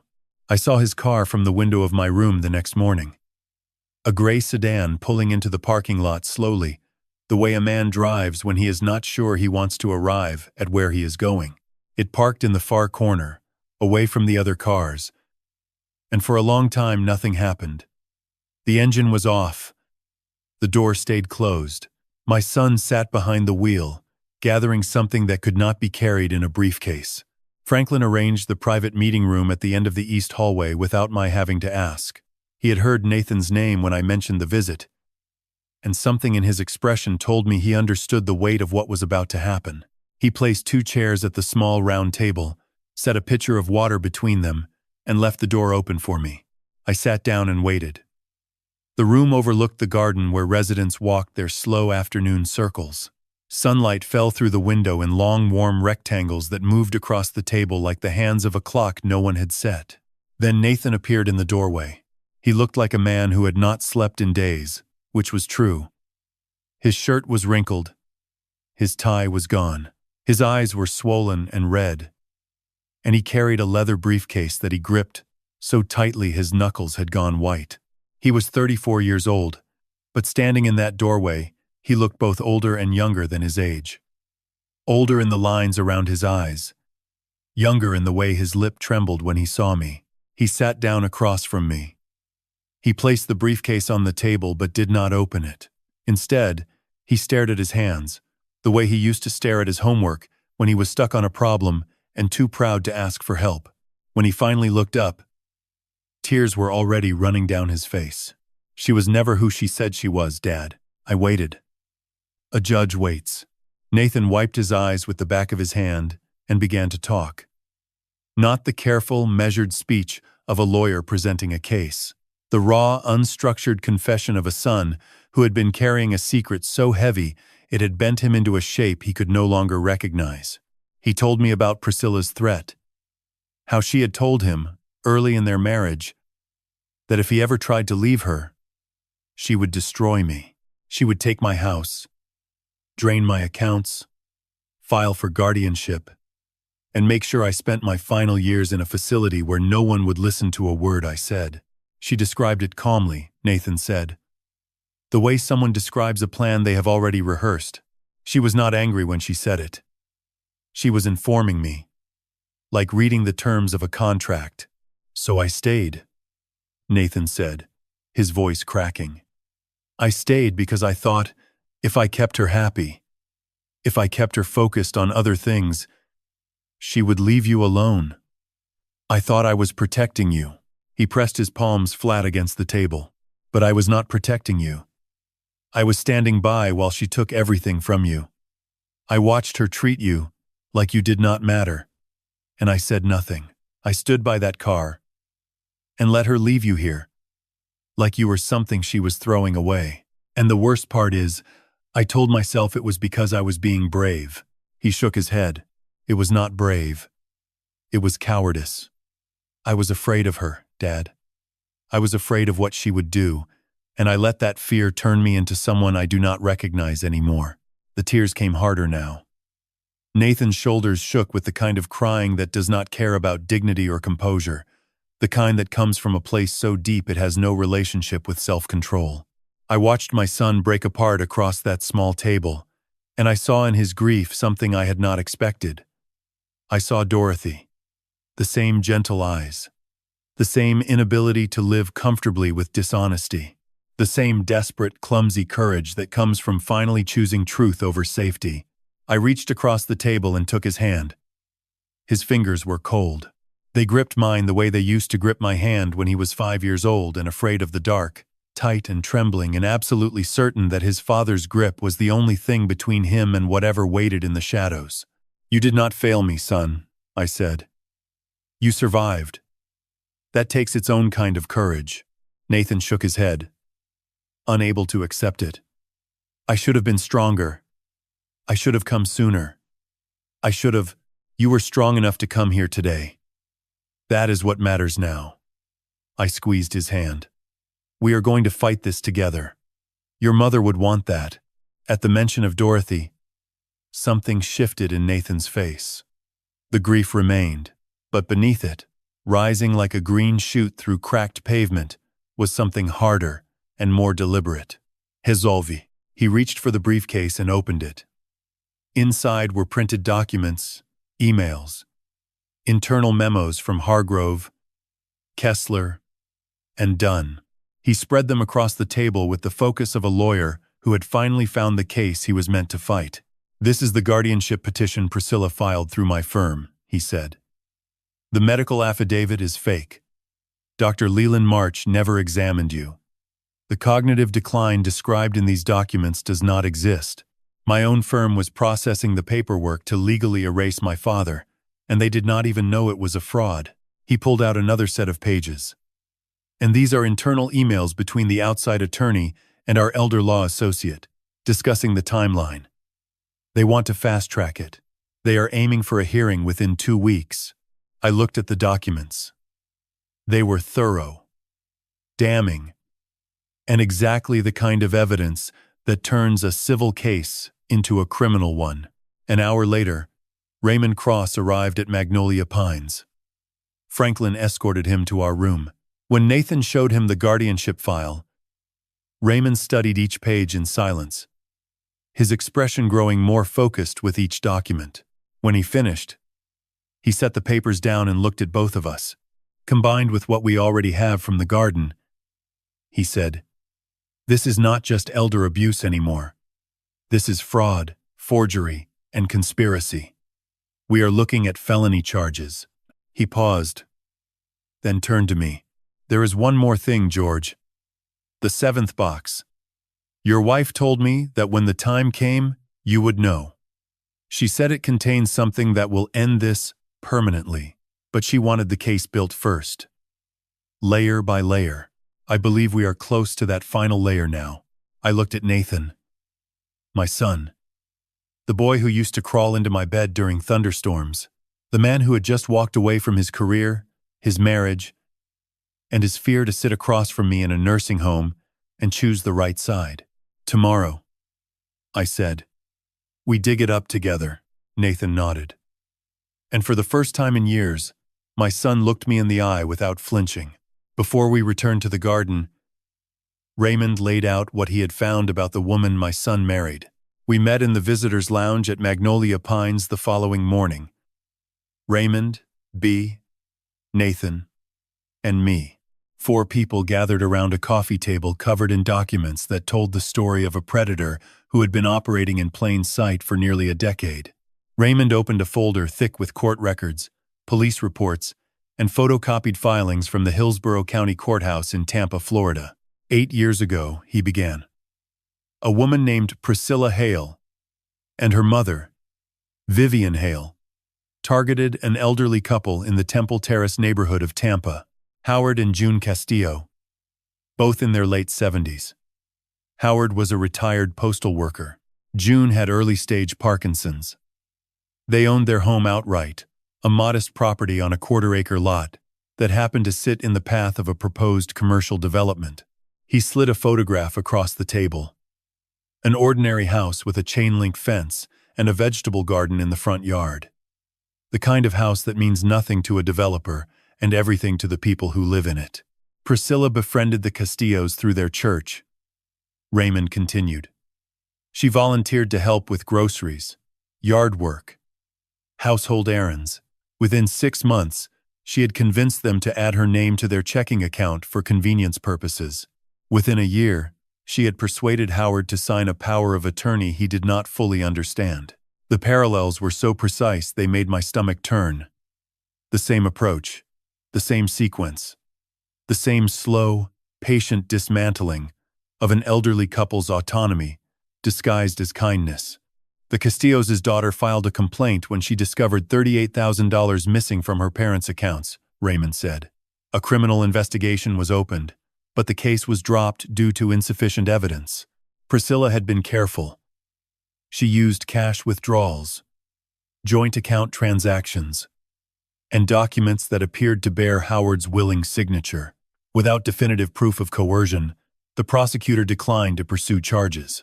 He paused. The Castillos sold their home 6 months later, well below market value, to a development company that Vivian Hale had a financial relationship with. Howard Castillo died the following year. June was placed in a state-assisted facility where she remains today. Nathan sat rigid in his chair, his face the color of ash. He had known his wife was cruel. He had known she was calculating. But hearing the Tampa story laid out in legal language, documented and dated and devastating, forced him to see Priscilla not as a difficult spouse, but as a serial predator who had targeted his family with the same methodology she had used on the Castillos. It was not improvisation. It was repetition. We drove to Tybee Island that afternoon, all 4 of us. B behind the wheel. Raymond in the passenger seat studying his files. Nathan in the back beside me, staring out the window at the marshes, as if seeing them for the first time. He had not visited his mother's garden since her death. He had avoided it for the same reason I had, because the place held too much of Dorothy, and being there meant admitting she was gone. When we arrived, Nathan stood at the garden gate for a long time. The flowers his mother had planted were in full spring bloom, colors exploding from every bed and border, life pushing itself upward with a stubbornness that felt almost personal. His eyes were wet, but he did not cry. He simply stood there, breathing in the salt air and the jasmine, and the memory of a woman who had spent her life growing things that lasted. She knew, he said quietly. She knew all of this would happen. I put my hand on his shoulder. She knew, and she made sure we would not face it alone. We moved to the 4th position on Dorothy's map, a magnolia tree near the north wall of the garden, its broad, waxy leaves casting deep shade over the soil beneath. B dug, while Nathan and I watched. 2 feet down, another sealed container. Inside were photocopies of the Tampa court records, The same documents Raymond had obtained through legal channels but gathered independently by Dorothy years earlier. She had contacted the Hillsborough County Clerk's office herself, requested the filings, and preserved them in waterproof packaging beneath a tree that would outlive every person in this garden. Dorothy had built a redundancy into her evidence, a backup system that ensured the truth would survive even if Raymond's files were somehow compromised. The fifth box lay beneath a hydrangea bush on the eastern border. The flowers above it were enormous, heavy clusters of blue and purple that bent the branches toward the earth, as if bowing to what was buried underneath. Inside, B found photographs, surveillance-quality images of Vivian Hale entering a medical office in Jacksonville, the nameplate beside the door clearly legible, Dr. Leland March, Internal Medicine. The photographs were time-stamped. 3 years old. Dorothy had followed Vivian to the doctor's office and documented the connection between Priscilla's mother and the physician who would later sign a fraudulent affidavit declaring me mentally incompetent. B held up one of the photographs and shook her head slowly. She was building a case that most prosecutors would sell their retirement for, she said. And she did it with a camera and a garden shovel. The sixth box was beneath the wisteria vine that climbed the pergola at the far end of the garden. The wisteria was in bloom, its cascading purple flowers filling the air with a sweetness that felt almost dangerous. Beautiful on the surface, but concealing something far more serious underneath. Inside the container were printed emails, a correspondence chain between Priscilla and the developer from Hilton Head, predating Nathan's involvement by months. The emails discussed the property on East Liberty Street in specific financial terms: lot dimensions, zoning classifications, projected sale price. One email, sent by Priscilla, stopped all four of us cold. My husband does not suspect a thing, and the old man will be declared incompetent before he can blink. This property is as good as sold. Nathan read it twice, his jaw tight, his breathing controlled. Then he set it down and looked at the garden around him. 6 excavation sites now open. 6 boxes yielded. 6 layers of a truth his mother had preserved in the earth, with the patience and precision of the botanist she had always been. 1 box remained. The rose bush near the southern wall, its blossoms red and full despite 2 years without care. The 7th box. The one Dorothy said would end everything. B looked at me. Are you ready? I studied the rose bush. It was the oldest plant in the garden, one Dorothy had transplanted from our yard on East Liberty Street years ago. She had chosen this spot for the final box deliberately, I was certain of it. The rose was the flower she loved most. It was also the flower Priscilla had promised to plant over my grave. Not yet, I said. Dorothy told Raymond to open it last, and I think I understand why. She wanted me to face Priscilla first. She wanted me to give her one final chance to speak, to let her own words become the last piece of evidence. B nodded slowly. Raymond closed his folder. Nathan looked at me with something I had not seen in his eyes in years, not just respect, but trust. Then we go to her, Nathan said. And we let her finish what she started. 6 weeks changed me in ways I had not expected. Magnolia Pines, which had felt like a burial ground when Priscilla first abandoned me there, had become something closer to a command post. I ate regular meals. I slept full nights. I walked the courtyard garden every afternoon, rebuilding strength in my legs and steadiness in my hands. Franklin checked on me daily with the quiet attentiveness of a man fulfilling a sacred promise. The staff treated me with genuine kindness, the kind that does not perform for an audience. I was not the same man Priscilla had dropped off.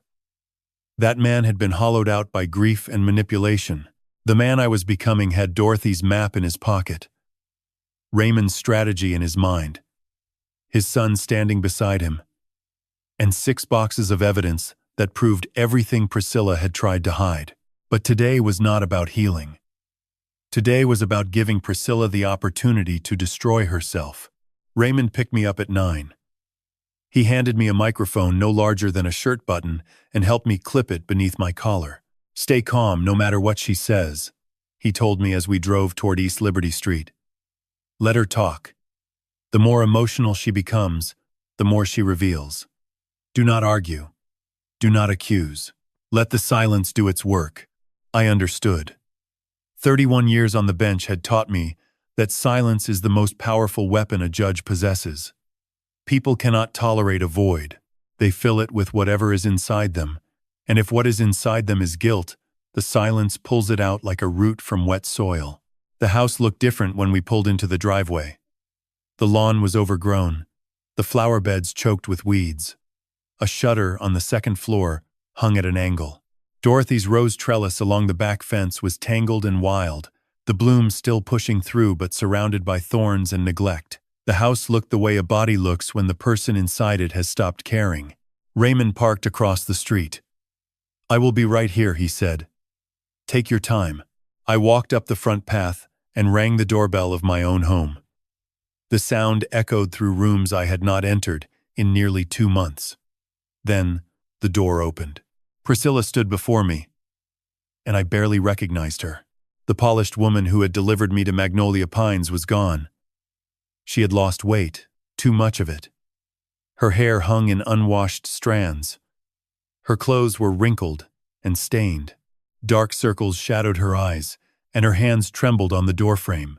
The frozen accounts, the failed restaurant meeting, the developer's silence, the stalling guardianship petition, all of it had been working on her the way weather works, on a neglected house, steadily and without mercy. "George," she said, "what are you doing here?" "I came to collect some of Dorothy's things," I said calmly. "This is still my house." She stepped aside and let me enter. The living room felt violated. Dorothy's photographs had been replaced. The curtains were different. The furniture rearranged. The space where Dorothy and I used to read on Sunday evenings had been transformed into something I did not recognize, and the transformation felt less like decoration than desecration. Priscilla followed me, her desperation filling the room like a scent she could not wash off. "Maybe we got off on the wrong foot," she said, her voice shifting to something almost pleading.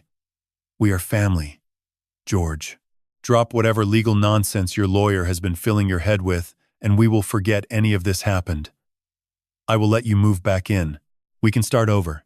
I said nothing. I picked up a photograph of Dorothy from a shelf and held it in my hands. When pleading failed, she tried threats. "You think Nathan will stick with you?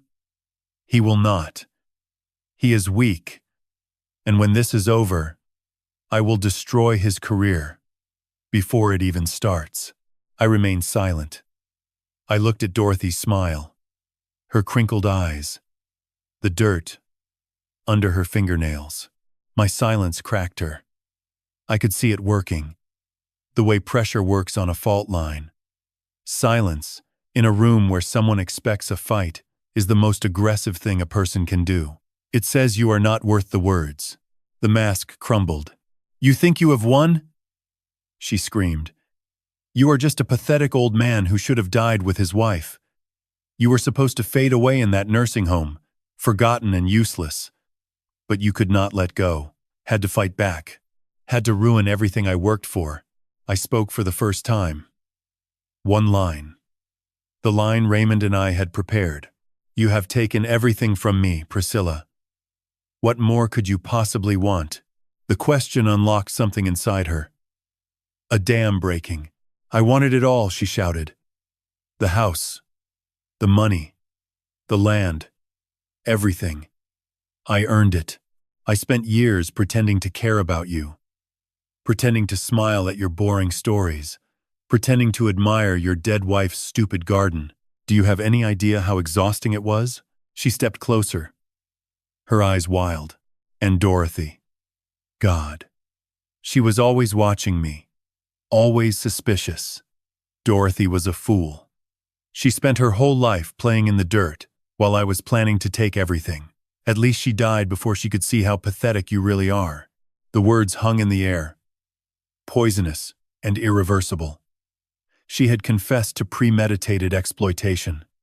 She had spoken with contempt about the woman I loved. She had handed me everything. I turned and walked toward the door. "Where are you going?" Priscilla screamed. We are not done. I paused at the threshold.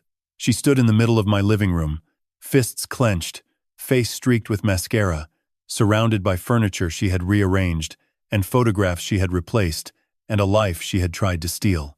Yes, we are, I said quietly.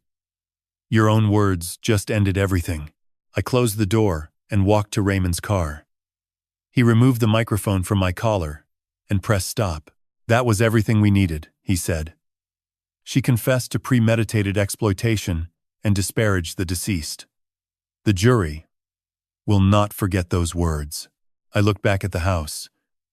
Priscilla stood in the doorway, screaming words I could no longer hear.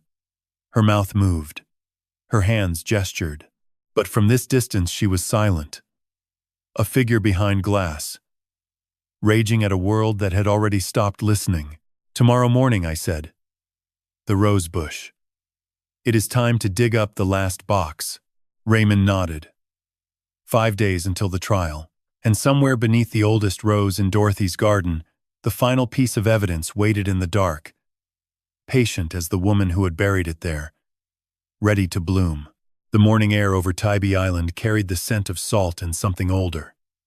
Something rooted in memory.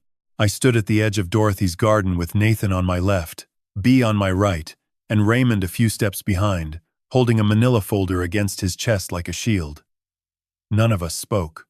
The sun had barely cleared the tree line, and the light fell in long golden sheets across the soil, painting every petal in the kind of color Dorothy would have called heaven trying to get our attention. We were here for the last box, the 7th mark on her map, and it sat beneath the oldest rose bush in the garden, a climbing red rose she had planted the year we were married, 47 years ago. I knelt slowly. My knees protested, and Nathan reached for my arm, but I waved him off. This was something I needed to do with my own hands. The soil around the rose was soft, as if Dorothy had prepared it to be opened one day. I dug carefully, afraid of cutting a root, afraid of disturbing something sacred. 6 inches down, my fingers touched plastic. I pulled out a sealed container, smaller than the others, no larger than a shoebox. The plastic was double-wrapped in a freezer bag, and inside that bag was a single envelope and a printed sheet of paper folded into thirds. Raymond stepped forward. He had seen 5 boxes of financial records, 1 box of surveillance photographs, and 1 digital recorder. But this box was different. I could feel it in the weight, or rather, in the lack of weight. There were no documents here, no evidence in the legal sense. This box was not meant for a courtroom. It was meant for me. I opened the envelope first. Inside was a single sheet of cream-colored stationery, the kind Dorothy used for letters she considered important. Her handwriting was steady, each letter formed with the patience of a woman who believed words should be built the way houses are built, 1 brick at a time. The letter was dated 11 months before her stroke. My dearest George, it began. If you are reading this, then the worst has happened and the best has begun. The worst is that I am gone, and Priscilla has done what I always feared she would do. The best is that you have found my garden, and you are no longer alone. Nathan leaned over my shoulder. I could hear his breathing change. Dorothy continued. I want you to know that I forgive you for not believing me when I warned you about her. You are a judge, George. You need evidence before you render a verdict. So I spent the last years of my life gathering evidence for you, planting it in the only place she would never think to look, beneath the flowers she always called pointless. My hands trembled. Bea placed her palm flat on my back, steady and warm. I kept reading. The paper folded inside this box is a printed email. I found it on Nathan's computer 3 months before their wedding. Priscilla sent it to her mother, Vivian, and I copied it before deleting my tracks. Read it carefully, George. It will tell you everything about what she planned from the beginning. And when you read it, please do not blame Nathan. He loved her. Love makes fools of the best men. I should know. I married one. I almost smiled. Almost. Even from beyond the grave, Dorothy could make me feel like the luckiest fool in the state of Georgia. I set the letter on my knee and unfolded the printed email. The date at the top was April 14th, 8 years ago, 3 months before Nathan and Priscilla's wedding. The sender was Priscilla Hale. The recipient was Vivian Hale. The subject line read simply, "Update." The body of the email was 4 paragraphs long. In the first paragraph, Priscilla described George Whitfield as a retired judge with significant real estate holdings, no surviving siblings, and a wife in declining health. In the second, she outlined a timeline. Marry Nathan within 6 months. Establish financial access within 1 year. Isolate the father within 2 years, and liquidate assets within 3. The third paragraph mentioned the East Liberty Street property by address and estimated its value at $3.8 million. The fourth paragraph ended with a sentence that turned my stomach and made Nathan step backward as if someone had struck him across the face. The old woman tends a garden like it matters. She will not be a problem. Vivian. This is the one. Nathan sat down on the grass. He did not cry. He did not curse. He pressed both palms into the earth, as if he were trying to hold the world still. I reached over and placed my hand on top of his. We stayed like that for a long time. 2 men kneeling in a garden, surrounded by the roses a dead woman had grown to save them both. Raymond broke the silence. He took photographs of the letter, the email, and the container. He placed each item into a labeled evidence bag with the care of a man who understood that some evidence wins cases and some evidence changes lives. This was both. B stood slowly and looked at the rose bush. Its branches reached 8 feet high along the wooden trellis Dorothy had built herself. Red blooms covered every arm, dozens of them, open and full, as though they had been waiting for exactly this morning to show what they could do. She whispered something I could not hear, and I chose not to ask. I folded Dorothy's letter and placed it inside my shirt pocket against my chest, where I could feel the paper shift each time I breathed. 7 boxes. 7 truths. Dorothy had numbered them like chapters in a book she wrote for a jury of 1. And now every chapter had been read. Raymond closed his briefcase and looked at me. "The trial is in 5 days," he said. "We have everything we need." I nodded, but as we walked back toward the car, I stopped and turned one last time toward the garden. The roses caught the morning light. And for a moment, just a moment, I could have sworn I saw Dorothy standing among them, her hands covered in soil, smiling the way she smiled when she knew something the rest of the world had not yet figured out. 5 days. Then the courtroom would hear what the garden had been whispering all along. The courtroom smelled of old wood and lemon polish, the kind of scent that clings to places where lives are decided. I had spent 31 years behind a bench not so different from the one Judge Caroline Marsh sat behind now. And I knew the weight of that chair, the way it changes your posture, the way it forces you to listen differently. But today, I was not the judge. I was the plaintiff. I was the old man in the front row, wearing a pressed gray suit Dorothy had picked out for me 6 years ago, with a photograph of her tucked inside my breast pocket, next to the letter she had written from beyond the garden. Raymond Cross stood at the plaintiff's table, his briefcase open, 7 evidence bags lined up in a row like soldiers waiting for orders. Nathan sat beside me. He had not spoken much since the morning at Tybee Island, but his presence said everything his mouth could not. Across the aisle, Priscilla sat in a navy dress that probably cost more than most people's monthly rent. Vivian Hale sat directly behind her, arms folded, jaw tight, eyes scanning the room with the kind of alertness I had seen in defendants who know the walls are closing in. Their attorney, a sharp-faced man named Lyle Denton from Jacksonville, shuffled papers and whispered into Priscilla's ear. She nodded without blinking. Judge Marsh opened the proceedings at 9:15.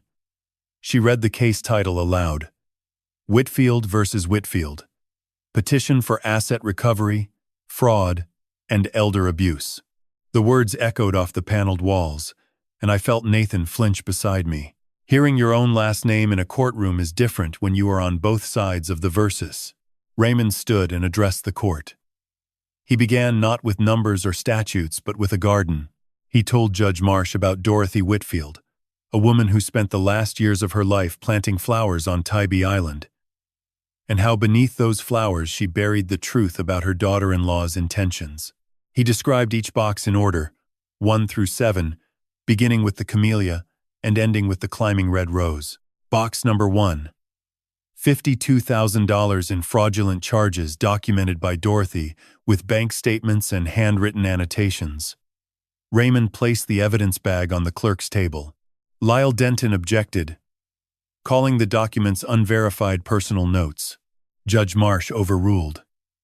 The bank statements spoke for themselves. Box number 2. The digital recorder found beneath the azalea bush. Raymond played the recording for the courtroom. Priscilla's voice filled the room, confident and unhurried, discussing a $3 million property sale and describing George as too confused to notice. I watched the jury. 2 women in the back row exchanged a glance. A man in the front row uncrossed his arms and leaned forward. Box number 3. The forged signatures and fabricated power of attorney documents recovered from beneath the jasmine.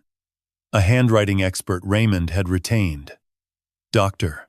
Anita Voss from the University of Georgia testified that the signatures did not match George Whitfield's natural hand. She displayed magnified comparisons on a screen, pointing to inconsistencies in pressure, slant, and letter spacing. Lyle Denton cross-examined her for 12 minutes and gained nothing. Boxes 4 through 6 came next. The Tampa court records from the Magnolia box showed that Priscilla and Vivian had executed an identical scheme against Howard and June Castillo 8 years earlier. The surveillance photographs from the hydrangea box placed Vivian in the same room as Dr. Leland March, the Jacksonville physician who had signed the fraudulent cognitive decline affidavit. The printed emails from the wisteria box revealed Priscilla's instructions to a developer, urging him to move quickly before the old man could react. Then Raymond reached the 7th bag. He held it up and paused. The courtroom was silent. Even Lyle Denton stopped writing. Raymond opened the bag and removed 2 items: Dorothy's handwritten letter and the printed email from April 14th, 8 years before the trial. He read the email aloud, every word. When he reached the final sentence, "The old woman tends a garden like it matters. She will not be a problem. Vivian, this is the one." A sound moved through the jury box, a collective exhale, as if 12 strangers had all reached the same conclusion in the same breath. Priscilla's composure cracked for the first time. She turned to Vivian. Vivian stared straight ahead, her lips pressed into a line so thin they nearly disappeared. Lyle Denton requested a recess. Judge Marsh denied it. Raymond then played the recording from the confrontation at East Liberty Street. Priscilla's voice again, but this time raw and unguarded. "I wanted it all. Dorothy was a fool." The words landed in the courtroom like stones dropped into still water. I watched Nathan lower his head. I placed my hand on his arm and kept it there. Judge Marsh asked if the defense wished to present its case. Lyle Denton called Priscilla to the stand. She spoke for 9 minutes. She described herself as a devoted wife who had been unfairly targeted by a bitter father-in-law. She described Dorothy's garden as an obsession that bordered on mental illness. She claimed the email had been fabricated. But when Raymond Cross asked her a single question on cross-examination, "Can you explain why your voice appears on 2 separate recordings discussing the sale of property you do not own?" Priscilla opened her mouth, closed it, and said nothing. The jury deliberated for 2 hours and 40 minutes.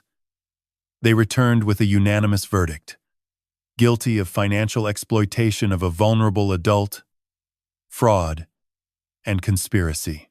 Vivian Hale was named as co-conspirator. Judge Marsh scheduled sentencing for the following week and ordered all assets frozen pending restitution. I stood when the verdict was read, not because the court required it, but because Dorothy deserved it.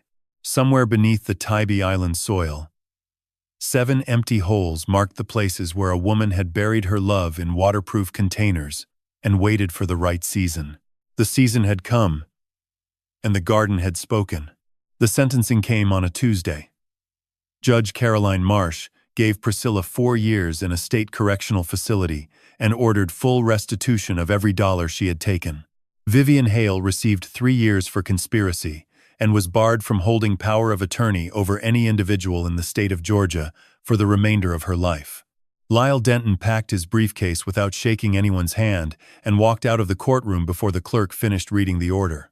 I sat in my chair and watched them lead Priscilla through the side door. She did not look back. She did not look at Nathan. She walked the way people walk when they have finally run out of masks to wear.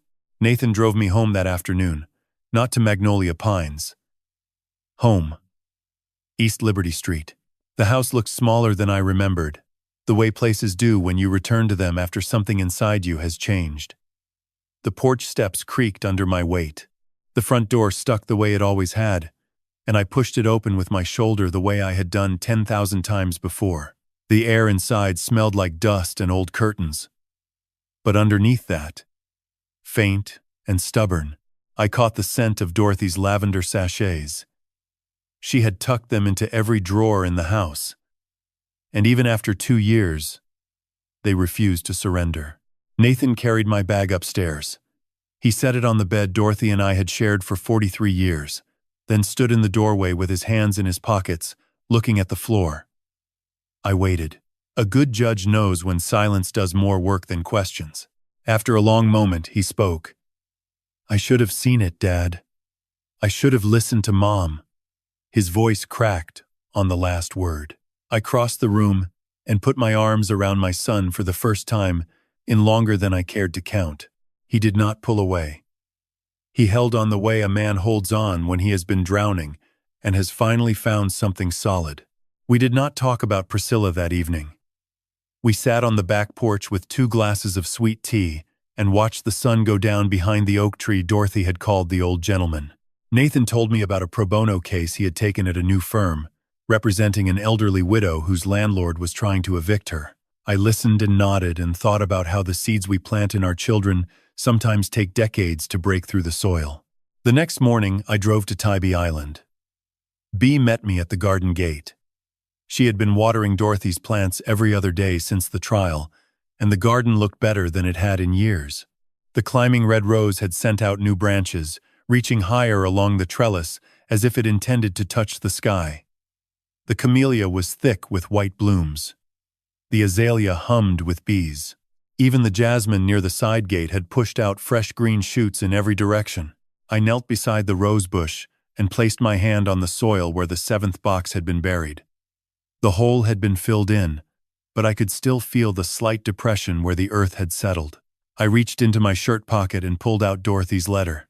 I had carried it against my chest every day since the morning we found it, and the paper had softened from my body heat, the creases wearing thin where I folded and unfolded it each night before sleep. "We did it, Dorothy," I said aloud. Bee stood a few feet away, pretending to inspect a hydrangea so I could have my moment. "Every seed you planted came up. Every single one." A week later, Raymond Cross called with news. The Savannah City Council had approved a grant to convert the vacant lot adjacent to Dorothy's garden into a community green space. Raymond had submitted the application on my behalf, using a portion of the recovered funds as matching dollars. The space would be open to the public, maintained by volunteers, and named the Dorothy Whitfield Memorial Garden. I set the phone down on the kitchen counter and stared at it for a long time. Then I laughed. Not a sad laugh. The kind of laugh that comes when life hands you something so perfectly fitting that you suspect someone planned it from the other side. Nathan came by every Sunday after that. Sometimes he brought takeout from the barbecue place on Drayton Street. Sometimes he brought nothing but himself. And that was enough. We rebuilt our relationship the way you rebuild anything that matters, slowly, with patience, and with the understanding that some cracks will always show, but cracks let the light in. Dorothy taught me that. On the first anniversary of the verdict, I drove to Tybee Island one more time. Nathan and Bee came with me. Raymond sent flowers, but could not attend. Franklin Webb drove down from Magnolia Pines with a card signed by 14 residents and 3 staff members. We stood in the garden together, surrounded by every color Dorothy had chosen: red and white, and purple, and yellow, and green. So deep it looked like it had been borrowed from the ocean.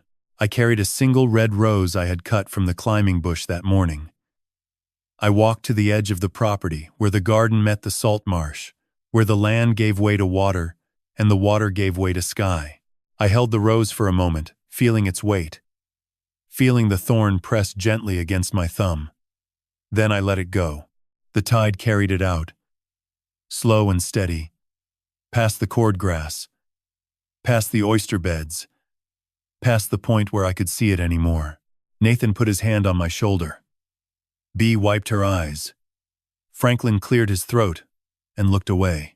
"She is still growing," I said. And I meant it. If this story moved you, I want you to sit with that feeling for a moment. Think about the people in your life who are planting seeds you cannot see yet. Think about the gardens that are growing beneath the surface, waiting for the right season to bloom.